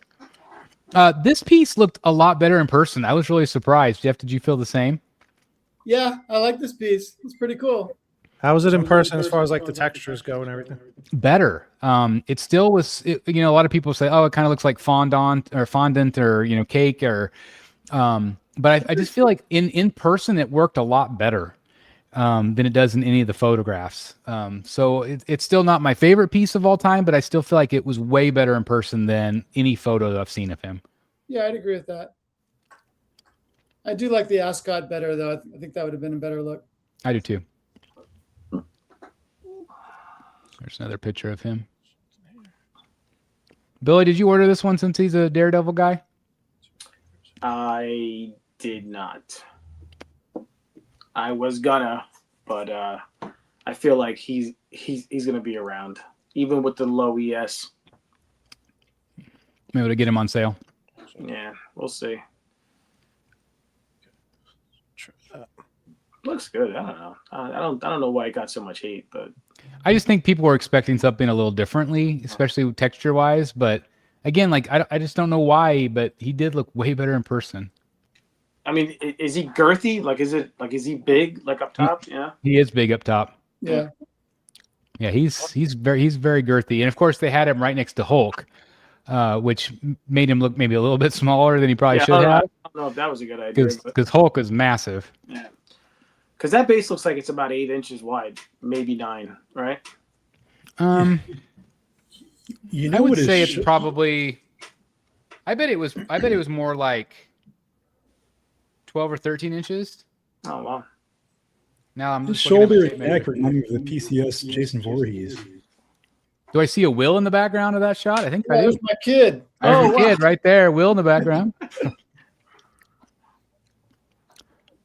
This thing is awesome. I can't say enough good things about this. Yeah.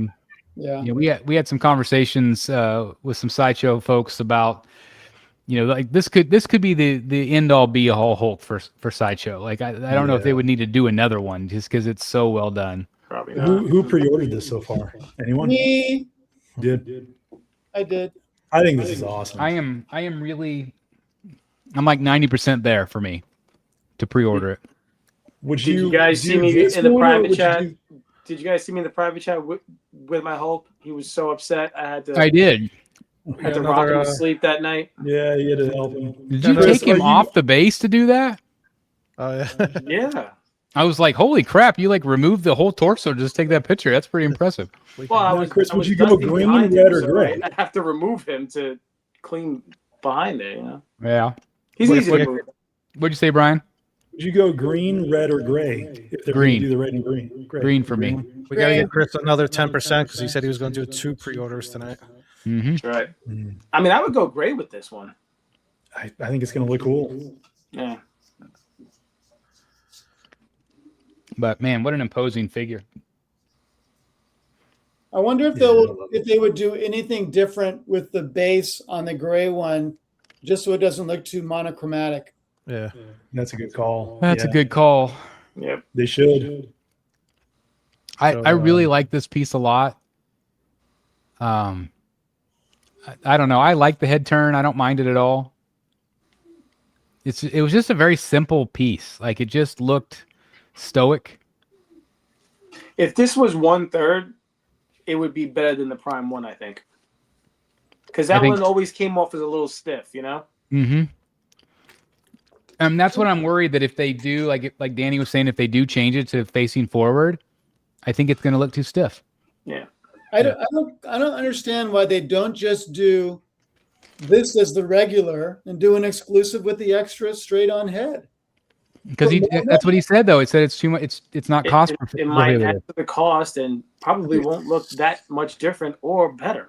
Yeah, To it's me, not this- that noticeable. yeah. It's going to sell either way. Billy, you said the first one's like that, and people look, that thing was hard to find. Yeah. People will buy it either way. But I really liked the base and the simplicity of him, and the cape looked really great. Did they have it lit up? Yeah, it's lit up right here. Yeah. This picture wasn't. I think this one's my picture. So this was I think from the first night. This might be Jeff's here. The only thing about this piece is that I feel like the ears are a little long. I don't remember them being that long at 89. They were longer in returns, but those seem a little bit on the long side. They might be a little long. Yeah.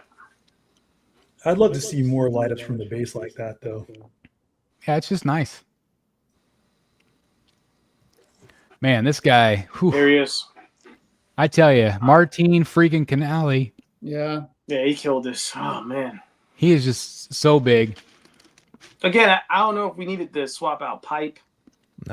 Nah, we didn't need that. So if that would have affected cost to just not have that, I don't think he needs that.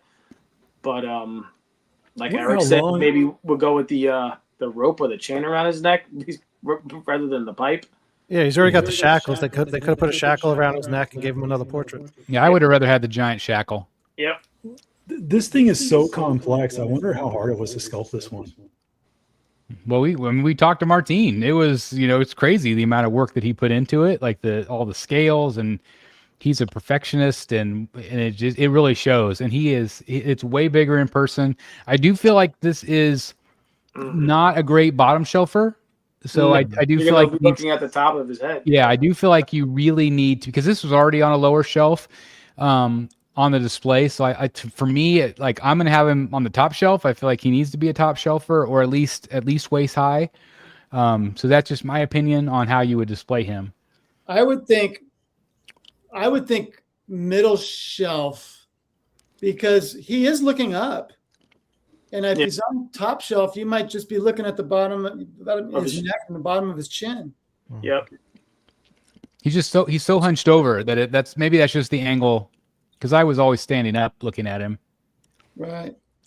I feel like he might go together like the LBS Hulk, where it was the base, the legs, and then the torso just kind of drops down, Mm-hmm. Yeah, because his foot is in the base. I'm curious, he must key in where the pants are, maybe, or something like that. I would assume, yeah. I think he has probably two. I mean, I think both that's a big probably base have then, keys. Yeah, the base is massive. It's probably one of the biggest sideshow bases I've ever seen. I'm not sure that it would fit on my garage shelf. How are they going to do this with just one box? It might not be. It'll fit on your garage shelves. I mean, because yours are 18 inches deep, right? Yeah, but he's more. He's big. His head sticks out more, but the actual base is not, the whole length of the statue. Need a tape measure. I think the base is deeper than 18 inches, not accounting the head. Just the base that would be sitting on the shelf? Yeah. Wow. I've been pretty impressed. Sideshow's actually been sharing this photo on their social media. This is one I took that first night. I just think this is a beautiful statue. I think people are going to sleep on this piece. It's a good thing they brought the best portrait because, I don't. Because this one was great from the start. Yeah, People this is like the bangs. I always liked it. I thought it was fun. I don't love the other portraits. I know Jeff, I think you were excited to maybe see the smiling one, right? Yeah, I like the pretty portrait.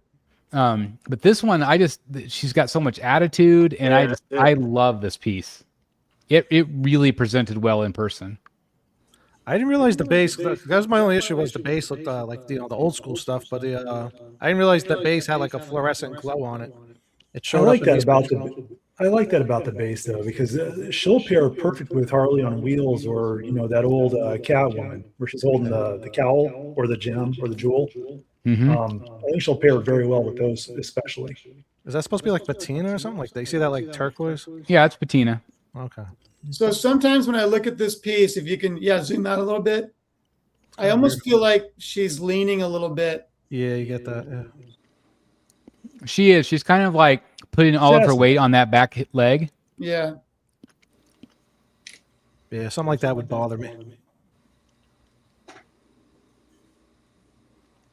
This was another great piece. It had that great light up effect with all the lightning going on. Yeah. It was really interesting talking to Kellum about the engineering, because he not only does all the international stuff, but he's also the one that engineers all of the LED effects. And he got inside of the booth and pulled out this tray for me with all of the parts of Jubilee and all the things that go into the production of it. So I got to see all the raw resin pieces and just all of the LED elements. And each LED element is a different expense and a different cost and a different way that they install it. It was really interesting to talk to him. And weren't there 17 or something like that? Yeah, something crazy in the Jubilee piece. And that's why she's more expensive. But like seeing the Storm, and I saw a lot of really positive comments from people walking by her that really liked her a lot in person. Did you ask him if there are settings on this piece where you can, instead of having the lightning be staticky, to have it not be staticky? I didn't ask him. Okay. I recall there were settings on this.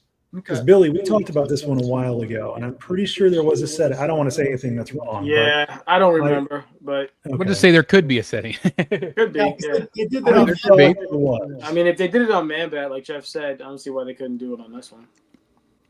It's possible. They had a Snake on display, that premium format. I haven't heard a lot of love for this one, but It's got a real small ES. it does. We're waiting for Big Trouble in Little China. That's right. Waiting for Jack Burden, waiting Come on. for McCready, the thing. There's your Darth Revan. It's a 6 scale. Yeah. Fifth one. Let's go 1/5. 1/5 one. Come on, Crippler. Little people statue. Yep. So Doesn't Jeff, light up. this one looked too small, right? I feel really bad about Krampus because I completely missed him on my booth tour. But had some really great conversations with people about this piece. There's so many cool little details in this thing. I I love know it. Bernardo was talking about the paint and kind of showing it off. It was really cool. It looks really good in person. To me, it should have been bigger, Yep, me too. but the paint applications are really well done. I'm gonna get So it. yeah, anybody that gets this is going to be happy. I have no complaints about the piece at all, but I do wish it was larger. It just needed to be a little bigger. Speaking of bigger, this thing was massive. Holy Yeah. moly. If you're a World of Warcraft fan, that was Who a made neat this? This is like Infinity, or I forget. It's not them. It's them. It's Sideshow in association with. Oh, okay, yeah. Yeah, it might be Infinity. What scale is it? I think Big. It's not full scale, but it's like I it's think way it's bigger than a half scale bust. I think it's 1/3. But just massive. I mean, like you could put like the Joker bust just in that skull thing on his belly button I there. mean, it looks really good. It looks really cool, but I would want some legs on this thing, you know? He's big. Got old Clint Eastwood. They had the prototype there for this one, the Josie Wales. Yeah, Lord Josie Wales. That's He looked good. Yeah, that one's got potential. Yeah, I think it'll be painted up real nice. It's kind of cool. It's got the signature there in the front. Kind of like it without the paint. Yeah. God, these portraits on these were so good. I was just blown away by, especially Frankenstein and Bride of Frankenstein, especially those two. Yeah. Yeah, I love it. Brian, you're just gonna love these. Oh, I can't wait. I'm telling you, after watching your video, it just brought that excitement back again. You know, when they first announced them, I just can't wait to get them. This one, I feel like we talked about this one in the portrait. Just the portrait is a downgrade from the prototype, It sure is. but I really think it's paint. I don't think it's necessarily the portrait. I think it's the paint, but the overall piece is really awesome. It's really big, but just to me, the portrait was a bit of a downgrade. So you guys saw it in person, right? Obviously. Yeah. Did it look like Mark Hamill? Not as much. The Because prototype the did. prototype did. The prototype did, and again, this is just it did lose something in production. That Still looks good to me though. This was awesome. You know, I mean, I wasn't. Yeah, but for the price. You know, that's an And the expensive price piece. was crazy, right? It's like $15.99, I think. Yeah. But like to me though, like yeah, the portrait should be better, but like again, just the overall presentation of the piece is so well done. It's a great concept. It's a great concept, Great, and it was people see ballsy. it, they're gonna think, Star Wars, yeah, it's Luke Skywalker, but And that cut so too is incredible. I mean, they did a whole thing on YouTube, a presentation on the making of it. It's Yeah. cool. Yeah, just the overall presentation is fantastic. There was a downgrade to me in the portrait. that's a shame. Yeah, that sucks. This thing was really cool. I don't know. This was something. I think this is something the Sideshow did. I think Yeah, it's a sideshow. just kind of maybe their own thing. Yeah. But it looked cool. This portrait was phenomenal. Can't wait. Yeah, Can't wait. Brian's over there drooling. I am, man. I'm so excited. Are Brian, you gonna keep both? are you doing fabric or are you doing sculpted? I ordered them both. You ordered them both? Are you keeping both? Yeah, I will. Swap them out. Different rooms. This was a surprise. Chad is back. Well, I don't know about Chad, but Igo was actually there to set this guy up. Yeah. So did Dave Igo do this one? Yeah, Nice. Well, he did it with I mean he art directed it. yeah, it was oh God, what's his name? The guy I like so much that did all the Tweeterhead pieces. Did Tiago? No. No. The one that was at the convention the first year you came and he was such a nice guy. The names in my head, I can't. Matt. Raphael something or Matt No. Black. No. English wasn't very good. No. What's his name? It's the same dude that did Bernardo Cruziero, right? no, the guy that did the He did the Superman bust. He did Deadpool premium format too. I don't know. Maybe. No. Anyway, I can't remember his name. Guillermo. Guillermo Barbiero. Yeah, I think There it is, Guillermo Barbiero. That's I think he was involved with this as well. That's cool. He's such a great guy. Yeah. Forgive me. Forgive me for not coming up with the name. No, I couldn't remember it. But Franco. yeah. So again, the one Tweeterhead representation there. I think we heard this was from like the 2000s or something like that. It was kind of like a reboot or something. Yeah, early 2000 series, which is actually a really good series. I thought it was.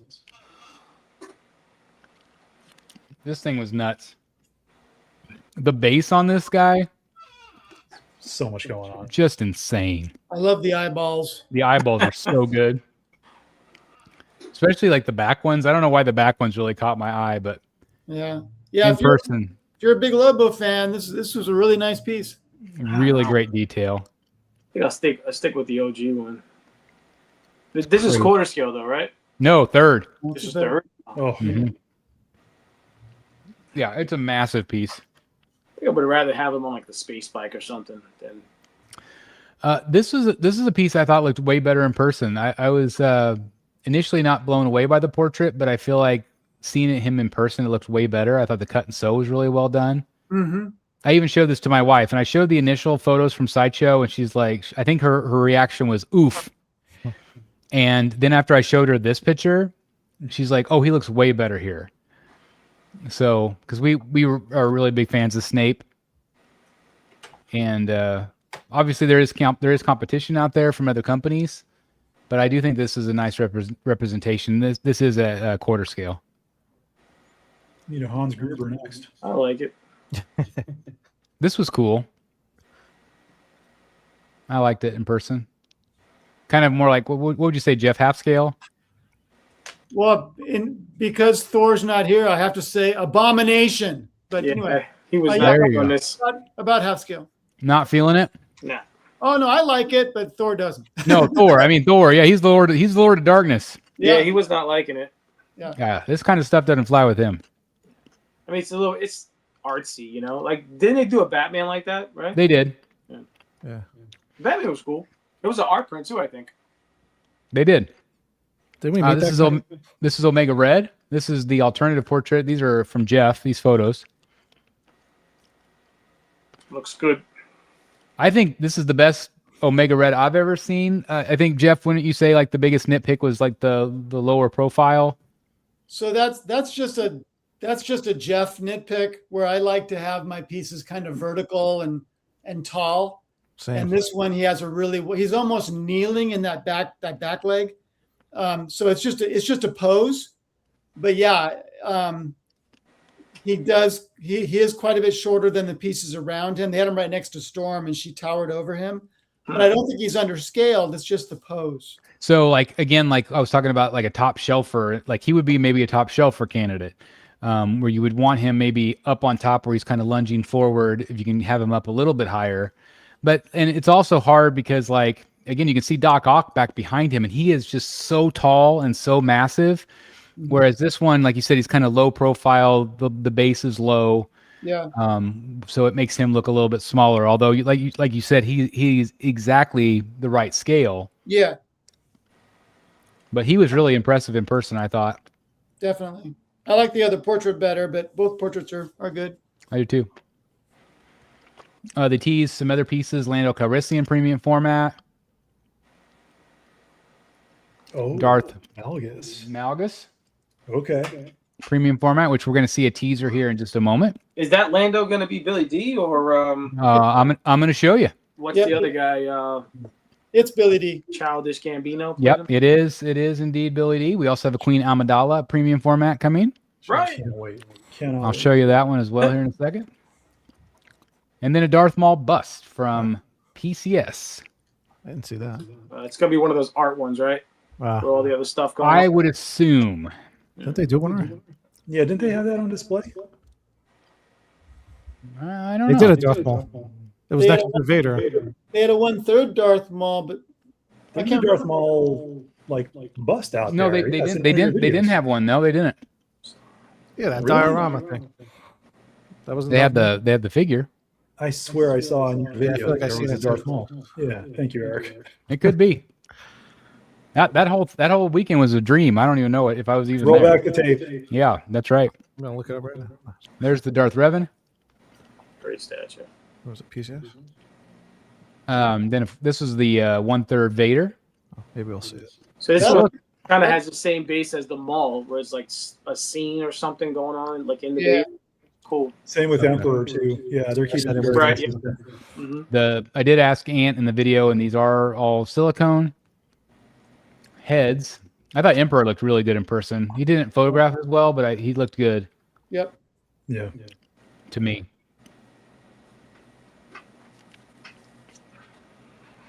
Yeah, people in the chat are saying that there was a Maul bust there. Yeah. Yeah, I'm seeing it. Thank you. They had the Boba Fett one. That's There's the Franco Doom. piece. This piece was crazy. Really impressive piece. Billy, sounds like you're getting this one. It's expensive, dude. How much is it? Was it like a couple grand? It's over 2,000, yeah. And I mean, it's not. I mean, I think it's only about 18 deep and maybe like 20 wide. So not a space hog for 1/3 on throne, but it's awesome. I do feel like if there's one of us in this group that needs it, it's probably you. Oh, me? You. Me. You. Billy. I know. I do like it. It would fit your collection really nice. He would fit. Yes. This one I was impressed with. This one's really tall. I can't. Eric said something about the pose, and I'd say it's over. Yeah. A little too in your face. A little too bulge in the face, yep. But didn't you think so too, Jeff, where he was a lot taller than you thought he was going to be? Yeah, he's pretty tall. I mean, it's 1/3 scale, so yeah. Actually, I think it looks better from that angle. No, it doesn't. That Spider-Man. I don't know. I just don't like the side angle. Like, I don't know. It's too leaned far back to me. I kind of like when he's lunging forward, face forward. I like this piece. This was Yeah, really I like was fun. Rocksteady. He was cool, and then they also had the Shredder, and I was like, why did they bring the Shredder? And then I realized that it's the comic book colors. Yep. Because the other one was purple. That's the cartoon. Yeah. So it's kind of cool to see just a different take with a little different paint scheme. Lighter grays. I've seen the purple in person. That piece is great. Yeah, it's. I had a chance to review it here in the back cave, and I was just so blown away by it. I was like, man, this is what all PCS pieces should be like. Yeah, it's like some of them are great, and then some you have Vampirella situation, but I don't know. Like I still feel like they do good work, but I think whoever said it, I don't remember. Maybe they do use different factories. It could be. This one I was impressed with. I thought the texture on the skin looked really good. I really like the blood drips on the base. They looked really good in person. It's cool. He just does seem a little too bulky in the neck. I know he was pretty bulky, but it's very bulky. His traps are massive. Yeah, it looks. He's giving me like Bane vibes. It's like a kingpin. Yeah, a little bit. I want the chop in the mask. You know, the hatchet goes in the corner of the mask. If they did a spot like that, it'd be cool. Yeah, Pinhead there. You know. This one's awesome. Now, I hear these look incredible in person, too. They look way better in person than the photos. And I was surprised to hear, too, that the entire outfit, it's completely sculpted. I thought that was fabric or some sort of mixed media. Yeah, it's all sculpted. And that's another thing. It looks better in person, too, the sculpt. I mean, it just all looked better. Yeah, when they first released the pictures of the portrait, I remember there was some controversy around the likeness, but it looked great. It looks good to me. Yeah, I think you'll be real happy. I feel like you can tell this one's sculpted a little bit more with just the paint on the bottom, but no Chatterer though, huh? And these are all Franco too, right? I think so. This one was cute. This one's really small, but it's a great price point if you want that movie poster look without the life-size one. Yeah, good alternative. And here we're getting a look at some of the Predator piece. Again, just a massive piece. This is definitely the kind of like their showstopper piece. It'll just be it'll be like you said, a matter of can they match the paint. Are you still shopping around for a Predator, Jeff? Yeah, I think maybe that big game cover art is going to be the winner. Prime 1? So not this one? Yeah, the quarter scale. Definitely more manageable. I was looking at the Prime 1/3. That base has like the clear resin where you can see like fish in the water and stuff. It's awesome, but it's like 27 inches deep, 30 inches wide. That's not even gonna fit on like the larger garage shelves. I don't know where I would put that thing. That's massive. It's so cool though, man. You got Franco's still in the chat actually. Yes. I think Franco worked in those pieces. You see his latest comment? Yeah. Did Franco do the he did the Dr. Doom, right? Yeah. What did he say? I can't see the chat. He's saying the female Cenobite is almost done. Oh, that's great. Oh, I can't wait. Awesome. Damn it, Franco! Why'd you have to make that Doom so awesome? I know. Yeah, I know. That's because that's what Franco does. Oh, yeah, jeez. Franco equals talent. I'm gonna be spending. Yeah, this needs to come to the Billy room. I don't know, man. Damn. I'm gonna call your room the Billy Club. It's like, damn. Get it, Billy Club? The Billy Club. Yep, that's what I'm gonna call your room now. How many get knocked over the head? Billy Club. We got the Sanctuary. We got the Billy Club. We got the bunker. Look at that. I mean, look at that shot. Yeah, the back of the throne was awesome too, by the way. I feel like putting him like in the corner, like right next to Thanos. That's what I would do. I would have him right in the corner. Yeah. I used to have the Wall of Justice, and then I sold my Justice League. This is PCS that did this? Yep. This is PCS. This is 3rd scale. Yep. All right. Cool piece. There's the back. Isn't that crazy? I didn't see the back yet. Nice. That's the problem too, is you won't even see this if you have it in the corner though. But like, Billy's got that table in the middle of his room. man, you could do that. All right, it's enough with the ideas, all right? Because they're all good, and I'm thinking, like, yeah, I could do that. It's all like, You could definitely do that. Because I wouldn't want to put that against the wall either. Nah, there's too much detail in the back. Like the lions and the freaking chair, the wings, everything. Awesome. Even this guy, see this guy back here in the corner? He's like, whoa, look at that. Yeah. He's like, yeah, Billy. Or he's like, whoa. Billy should buy that. Billy should get that. So let's see. I guess we already looked at him. He looks great. I really liked him a lot. Another shot of That's a cool shot. Jason. Yeah, I was gonna say that's a better shot. It's a better shot. See a little bit. You can see the axe down there on the ground. Just give us It's an still alternate maybe portrait. still a Let's little trap heavy maybe, but yeah. not as bad there. But I thought the skin tone looked good. He's not missing Shrug Day. He is not. He does a lot of machete lifting. These were a little smaller than I thought that they were going to be. I thought they were a little bit bigger, but they had all the Disney stuff there. Were we complaining about like Snow White or something like that when we first saw these things? And they were kind of simplistic and stuff. But, or was it that it was just big, and they shrunk it down, right? Yeah, I think they did. I think it's 1/5 now. Okay, yeah. I think originally it was going to be quarter. I think. Isn't this the one where you can kind of put them together and you see? Yeah, like yeah, you can like bookend. Yep. But they look cool. The Deadpool. They had the Hook and I like Peter Pan, which is cool. These are my favorite ones. Yeah, it's good. Pretty decent price point, $385. It's not bad. And there's the Boba Fett one. Yeah, man, I don't know. Like some of these, like the Darth Vader's great, but then this just looks too jumbled together. I don't know. This one was great. See, I like the Marvel ones. Yeah. There's the. Yeah, I don't think I got a shot of them all. I don't even remember them all. Somebody said in the chat that it was just a regular. Maybe I was thinking of Carnage. No, Maul was there. Okay. But it was one of these? That's what I thought. Like these kind?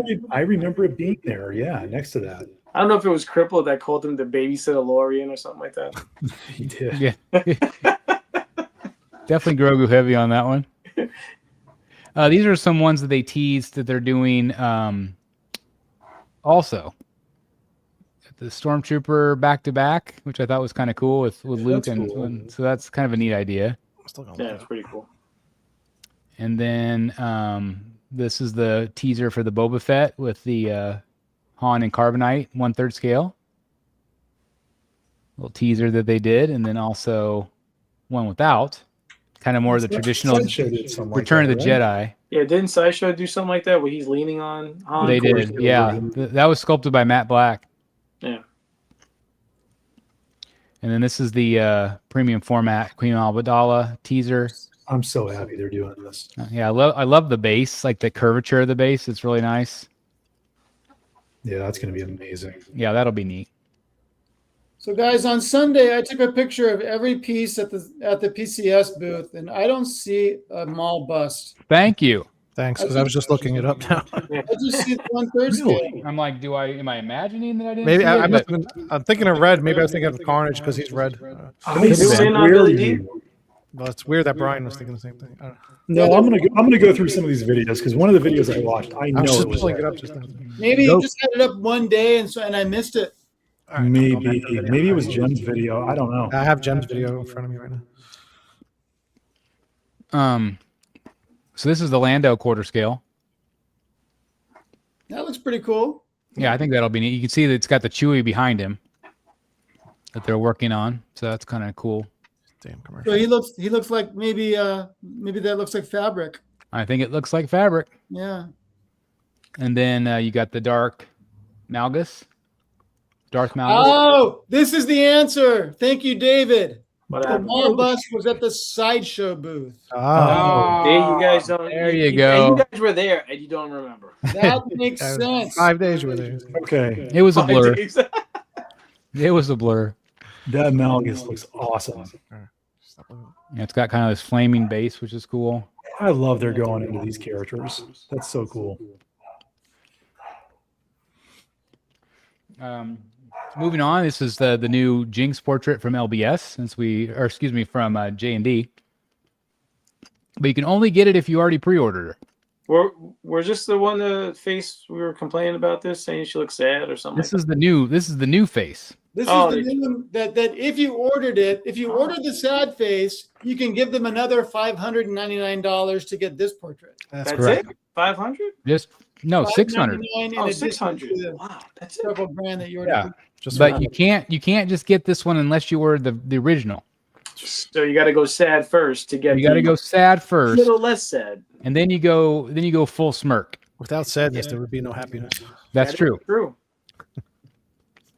That was very profound, Eric. I know. I don't know the character, but I heard she's like a wild, crazy, right? So the sad face didn't really fit. Billy, Wow. you should watch this series. It's fantastic. What's it on? It's on Netflix. Arcane. It's literally the best animated series I've ever seen. Wow. As Chris That's- Jericho would say, you're on the list. That's what Yeah, a lot of that's- people say. Yeah, my daughter loved this. What was it, like 2 seasons? Yeah. There's a there- sad one. See, that's the one I remember. Look at that. That's sad. Yeah, this portrait's way better. That's like somebody Chris- just like killed their dog or something. So, Chris, that mall was between the Penguin and the Darth Vader. That's right. I forgot PCS was at the sideshow booth. You're right. Yeah, I just screenshotted it, put it in our chat. Thanks. There's your comparison between the sad and the, I mean, you could just like paint a tear on her face on the other one. I guess. So anyway, Oh man, this is from J&D. I thought this was kind of cool. The proto versus the final. that looks great.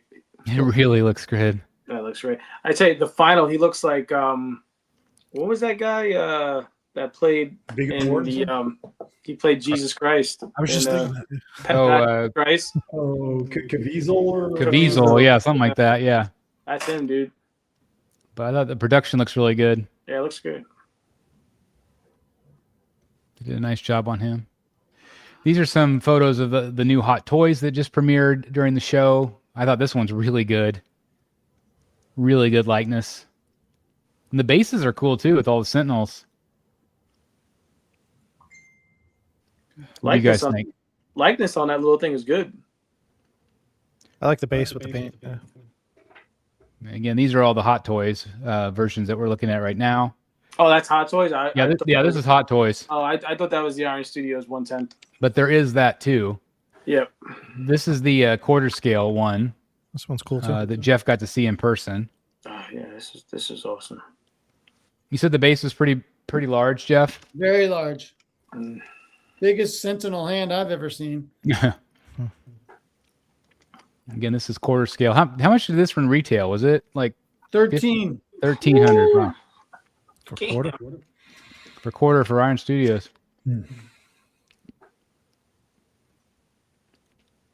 But it's a big boy. Yep. Nice detail. And these are the 10 scale ones. This is the Xavier. Or DJ money. That's right. That is true. I thought this looked really good likeness wise Yeah. for something 10 scale. Yeah, both this and the Magneto have really good likenesses. There's the 10 scale Magneto. Nice floating effect. There's the Doom on display, the quarter scale.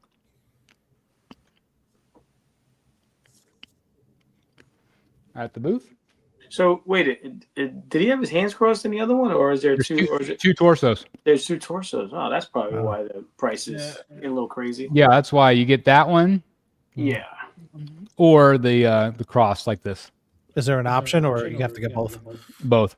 Yeah. Usually, Iron Studios doesn't do exclusives. It is what it is. But I've not seen them do that a lot where they have torso swap outs. No. So that's kind of neat. Yeah, that's pretty cool. Planet Hulk print. These are some of the busts we saw on display. I was a little bit underwhelmed by these. Yeah, me too. Spirit Halloween right there. It's just a plastic mask with a dummy doll. Or With Yeah, a you can hoodie make on. this yourself. That's what I'm saying. You just go to Spirit Halloween, get the mask, get a black hoodie, get a little mannequin thing, put it yeah, together. this one's more. That's different. Yeah. That one's different, but like this one, I'm like, eh. This one's a little cooler to me. Still considering the Michael Myers when I put that in the window, scare the crap out of the kids. That would do it. So good. Here's the photos we looked at earlier from the PCS. A little bit questionable on this piece. I still think that looks okay, That doesn't look that bad right there, though. but the blood effects, Ugh. it just looks like a toy. Yeah, It looks it's mainly more- the base. I mean, I've seen toys painted better than that. Yeah. Like especially like that, where it's got oof. Especially half scale. Yeah, I those don't know pieces how does that get past inspection? Yeah. I remember on the prototype, I thought that the blood looked too orange. Yeah, I could see that. Look at her back, though. The body, I think, looks really good. It does. Yeah. The body looks That fantastic. looks great. yeah. Even the paint on the her somewhat costume looks fine. Yeah. Yeah, I think the statue is going to be okay, and maybe like you said, once it's all put together, it'll look better. You'd think that you could get more detailed with half scale too. You would think. So Just again, remove I want to see some better photos. These are some of the pieces on display. Again, all of the new Hot Toys that have come out. They're obviously going to do every character, but this is obviously the big reveal with the Doom costume this weekend. Hall H. How was the prototype on that Vampirella? Was the prototype like that? Does anybody On remember? the PCS? Yeah, the one we were just looking at. I was too busy looking at her, not the base. Yeah. We only saw the one portrait last year, the one that I said looks like a soccer mom, but Yeah, I'm just wondering about the base. The oh, paint. like I said, the blood looked too orange. Didn't look red. I didn't like the base from day one.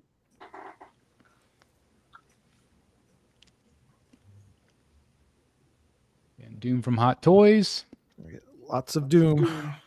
And then you also can get the throne, which I thought was cool. That's pretty cool. I think Jeff Morris said he liked this one, right? Yeah, I think so. There Oh, you it's go. good. That's the more affordable one right there. Yeah. Yeah, Cyclops. I thought this was kind of cool. The base is neat.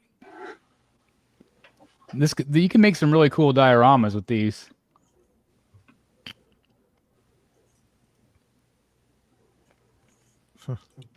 And I'm gonna guess we're gonna get a lot of Sentinel in this movie. Think so? Yeah, I guess so, right? Based on that. And Gambit. Yeah, I'm excited. Going this weekend. Oh, no, that's Avengers. I'm thinking Spider-Man. Going to see Yeah, Spider-Man. Spider-Man's this weekend, hopefully. So I'm gonna go For those of you at Where theaters, the hell are you going this weekend? What? Avengers, what, like towards Christmas, right? It's yeah, December. This looks great to me.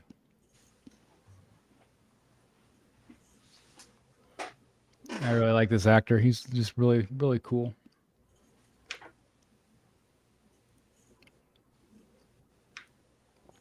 Look at that likeness. Sir Ian. It's like Gandalf. That's right, Sir Gandalf. And that's the Professor X. Jean-Luc Picard is in a wheelchair? Make it so. Looks Number like two. Looks like the Star Trek guy. Yeah. But you see, like, we talk about Darkseid, and a lot of people don't really know them too much, and I know they only put out a few pieces, but the likeness that they did on that piece that Jeff has, and that's great. Yeah, it is. That's one of the best likenesses from that guy I've ever seen. I agree. Yeah, I like it too. This is the first offering for Star Wars for J&D. He looks good. Yeah, it Got does. young Anakin. Looks just like And it. this one's cool because it actually, has some accessories and stuff. And, like, that was like a photo from the set of the movie. Come on. It does. And then it's also got, was it Watto? Watto? Was that his name? I can't remember. Watto, I think. I think that was Watto. But I thought it was cool. You can kind of pair him up. But, I mean, J&D fans have to be pretty excited that they got the Star Wars license. Somebody said Chris is theaterless. Is what? Somebody said Chris is theaterless. I don't understand what that means. Yeah, what You does that have no mean? movie theater next to your house. Oh yeah, theater less. Okay, I don't have a theater. There he is. There's the Keaton. Even has the jeans and the Nikes. I thought that was pretty great. The big Dukaroo. Mm-hmm. If you know, you know. There's the Nick Dragotta, Todd McFarlane showing the black and white absolute Batman. I've got to get that one. That one's That awesome. thing's like over $200 though. I don't Like $300-$400. Is it really? Man, what are you Yeah. doing? They're gonna sell them. It's on Entertainment Earth right now, and I think on the DC website as well. It's like a couple hundred, 300, 400, something like that. It's crazy. Oh my God. Here is Jeff Delaney's absolute Wonder Woman. With a portrait that looks just incredibly bored. Yeah, she does. Ho hum. I like the costume. I like the eye makeup that they have in the comic. I think she'd make a good quarter scale, but I wouldn't do this. What'd she sell though?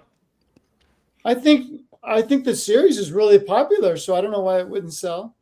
There's a 1/10 Iron Studios Absolute Batman, right?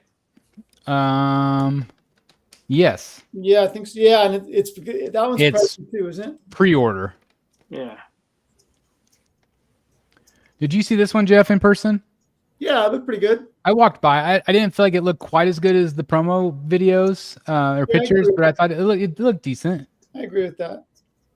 Is this the one where like the base could light up like fire and stuff like that? Yeah. Right. Yeah, infinite. But it looked pretty good. It was, like I said, it was maybe not quite as good as what I saw in the promos, but I'm assuming these are just prototypes still. What size are all these? So this was this was third scale, a quarter scale, or third? Is I think that one might have been quarter, but Arnold was smaller, wasn't he? He was more like 6 scale, I think. Yeah, I think so. This is that new. I don't know what this is. It's like Robo Chun-Li. What the hell? This is from PCS. Yeah, I didn't even know she. Android statue. Yeah, this just went up for pre-order this week. There's two I don't know. versions. I don't know why she's an android, but Looks complex. it does. Kind of Iron Man Chun-Li or something. But anyway, there's my new Iron Man. Very nice. Yeah, it looks good. But Super. I really like him a lot. Yeah, it's good. Base is awesome. Say the base really sold it for me with the Ironmonger down there. So the only thing I reviewed him earlier today, and I said the only thing that would have been cool is maybe if he had like a flicker eye effect, Yeah. like he was, I whatever. think the sideshow one has that, right? Maybe, yeah. I think it flickers. This is that custom ventriloquist that I have on order. Finally printed out. Is this coming painted?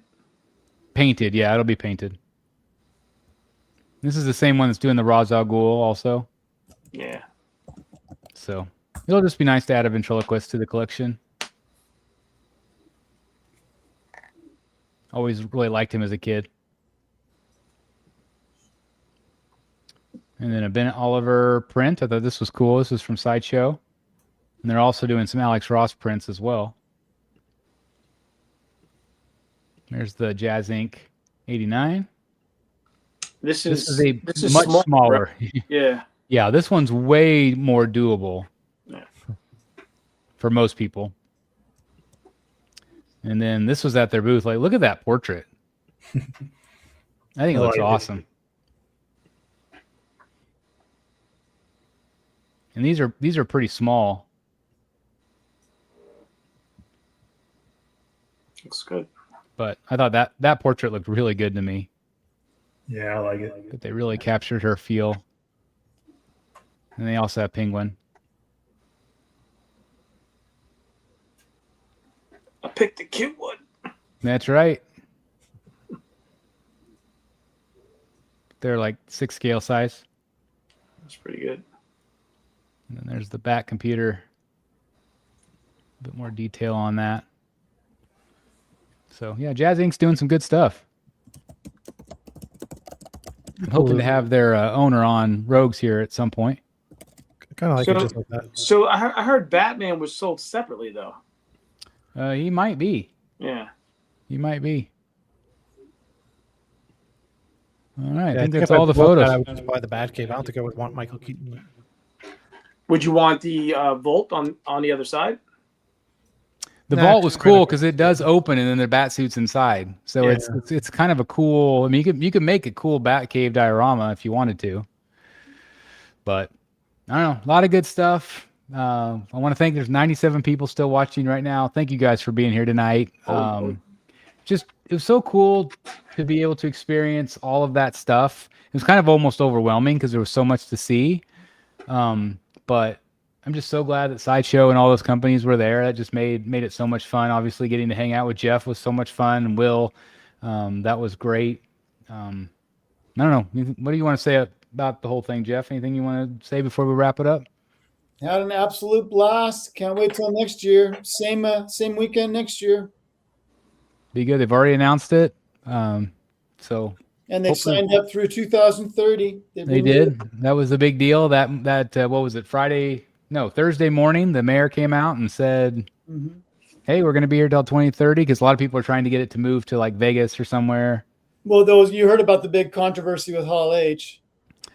I did. I don't know exactly what the deal was, but somehow more people got wristbands than our seats in the room, and hundreds of people did not get in that waited hours and hours and hours and had wristbands. Well, I saw people with fake wristbands they were the same color, but they weren't the same printing, and people were like handing those out.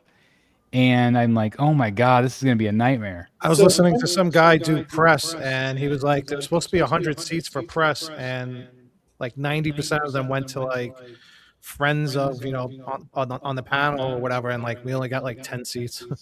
Yeah. So Sunday night of the con, they do a con feedback panel, and it was absolutely packed this time, mostly with Hall H people complaining about what happened. And they brought up the fact that there might have been counterfeit wristbands, and they're going to try to figure out how to make it work better. Some people think they should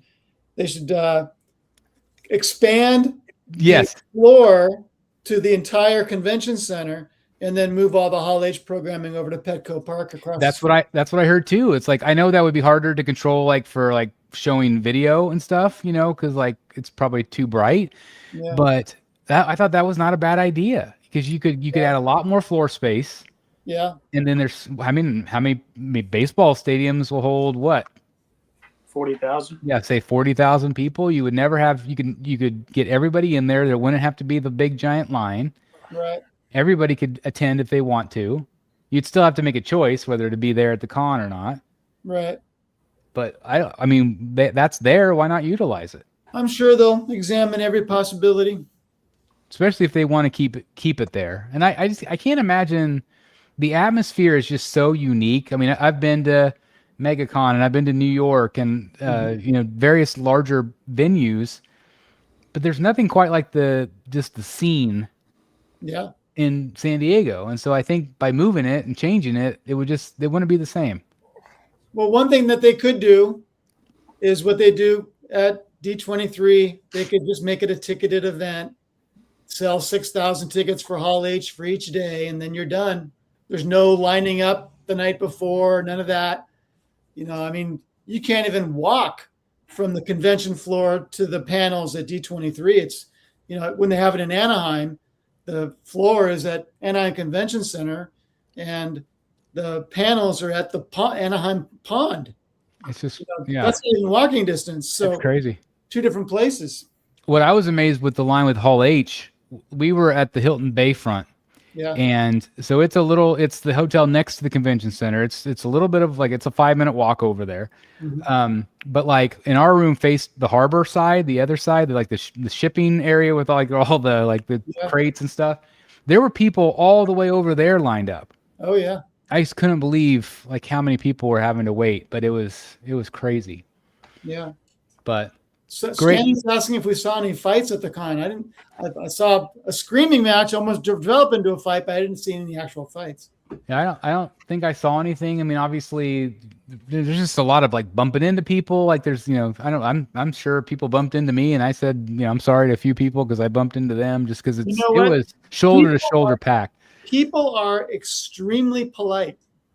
I don't know if it's just the culture of comic book movie blah blah blah fans being just more polite, but even my wife's gone a couple of years for one day, and she always mentions in that very compacted areas that people are very polite, which is great. Yeah, same over here. Yeah, I was just gonna say, like, I didn't see anybody rude or anybody mean or anybody trying to like cut lines or it can be stressful. We did see that for the, but I think it was a mistake because we never cut lines in New York. But it was for the absolute. Or go anywhere we're not supposed either to cut go. or be cut. Where's my Jason Fabok signature there, Billy? How'd you get that? I don't know how that happened. We had a Billy with us. Too funny. Anything else you guys want to say before we wrap it up? No, I'll just say it again. Thank you to both you guys for all your coverage, because that's how we enjoyed it. I was looking forward to a video from each one of you guys each day, and you did not disappoint. Booth tours were great, and obviously all the stuff in the private chat, but everything you guys put out was just awesome. And then we had two different perspectives. We have Jeff's, we had Chris's. It was just a lot of fun, pretty much from Wednesday all the way up until Sunday, watching all you guys' coverage. Well, Glad to hear it. I'm glad to hear it. That's the whole point. We want to make sure we bring it to the community the best we can. And there were some times where I feel like I was I was rushing it just because the booths were so busy. Yeah. Where I wanted to spend more time and do commentary and everything, but sometimes it just was almost impossible. It was so packed with people. But anyway, I want to give a shout out also to COC tomorrow night. I know there's going to be a lot of us on the show popping on and off, kind of talking about our experiences. So check out that show tomorrow night as well. 7 p.m. or 8 p.m. Central? 8 East. Okay, So, 8 East. So same time as Rogues. Same time as Rogues. So we're yep. just, we got obviously, Chris, Gem Mint, Miguel from Toy Quest 101. So you're talking about three of the heaviest hitters in the game. Of course, we got a lot of other people coming through. Just people that were there, just want to give us their perspectives on the floor, on having Sideshow back, and everybody just meeting up with each other and what the vibe was like. Just, recap everyone's experience, kind of like we did here. So, Jeff, you want to stop by, more than welcome. It's going to be a lot of fun. Yep. Cool. So with that said, thanks everybody for joining us. I also want to thank again Daniel Bell for taking time out of his work day to hang out with us just for a little bit after he got off work. So that was awesome of him. And again, it was just so cool to meet some of those guys for the very first time, especially whenever you nerd out about this stuff. It meant a lot to me. So that was really cool. So anyway, thanks for watching, everybody. Hit the like button on the way out, and we'll see you in a couple weeks for Rogues Gallery Live. Bye, everybody. See y'all. Good night.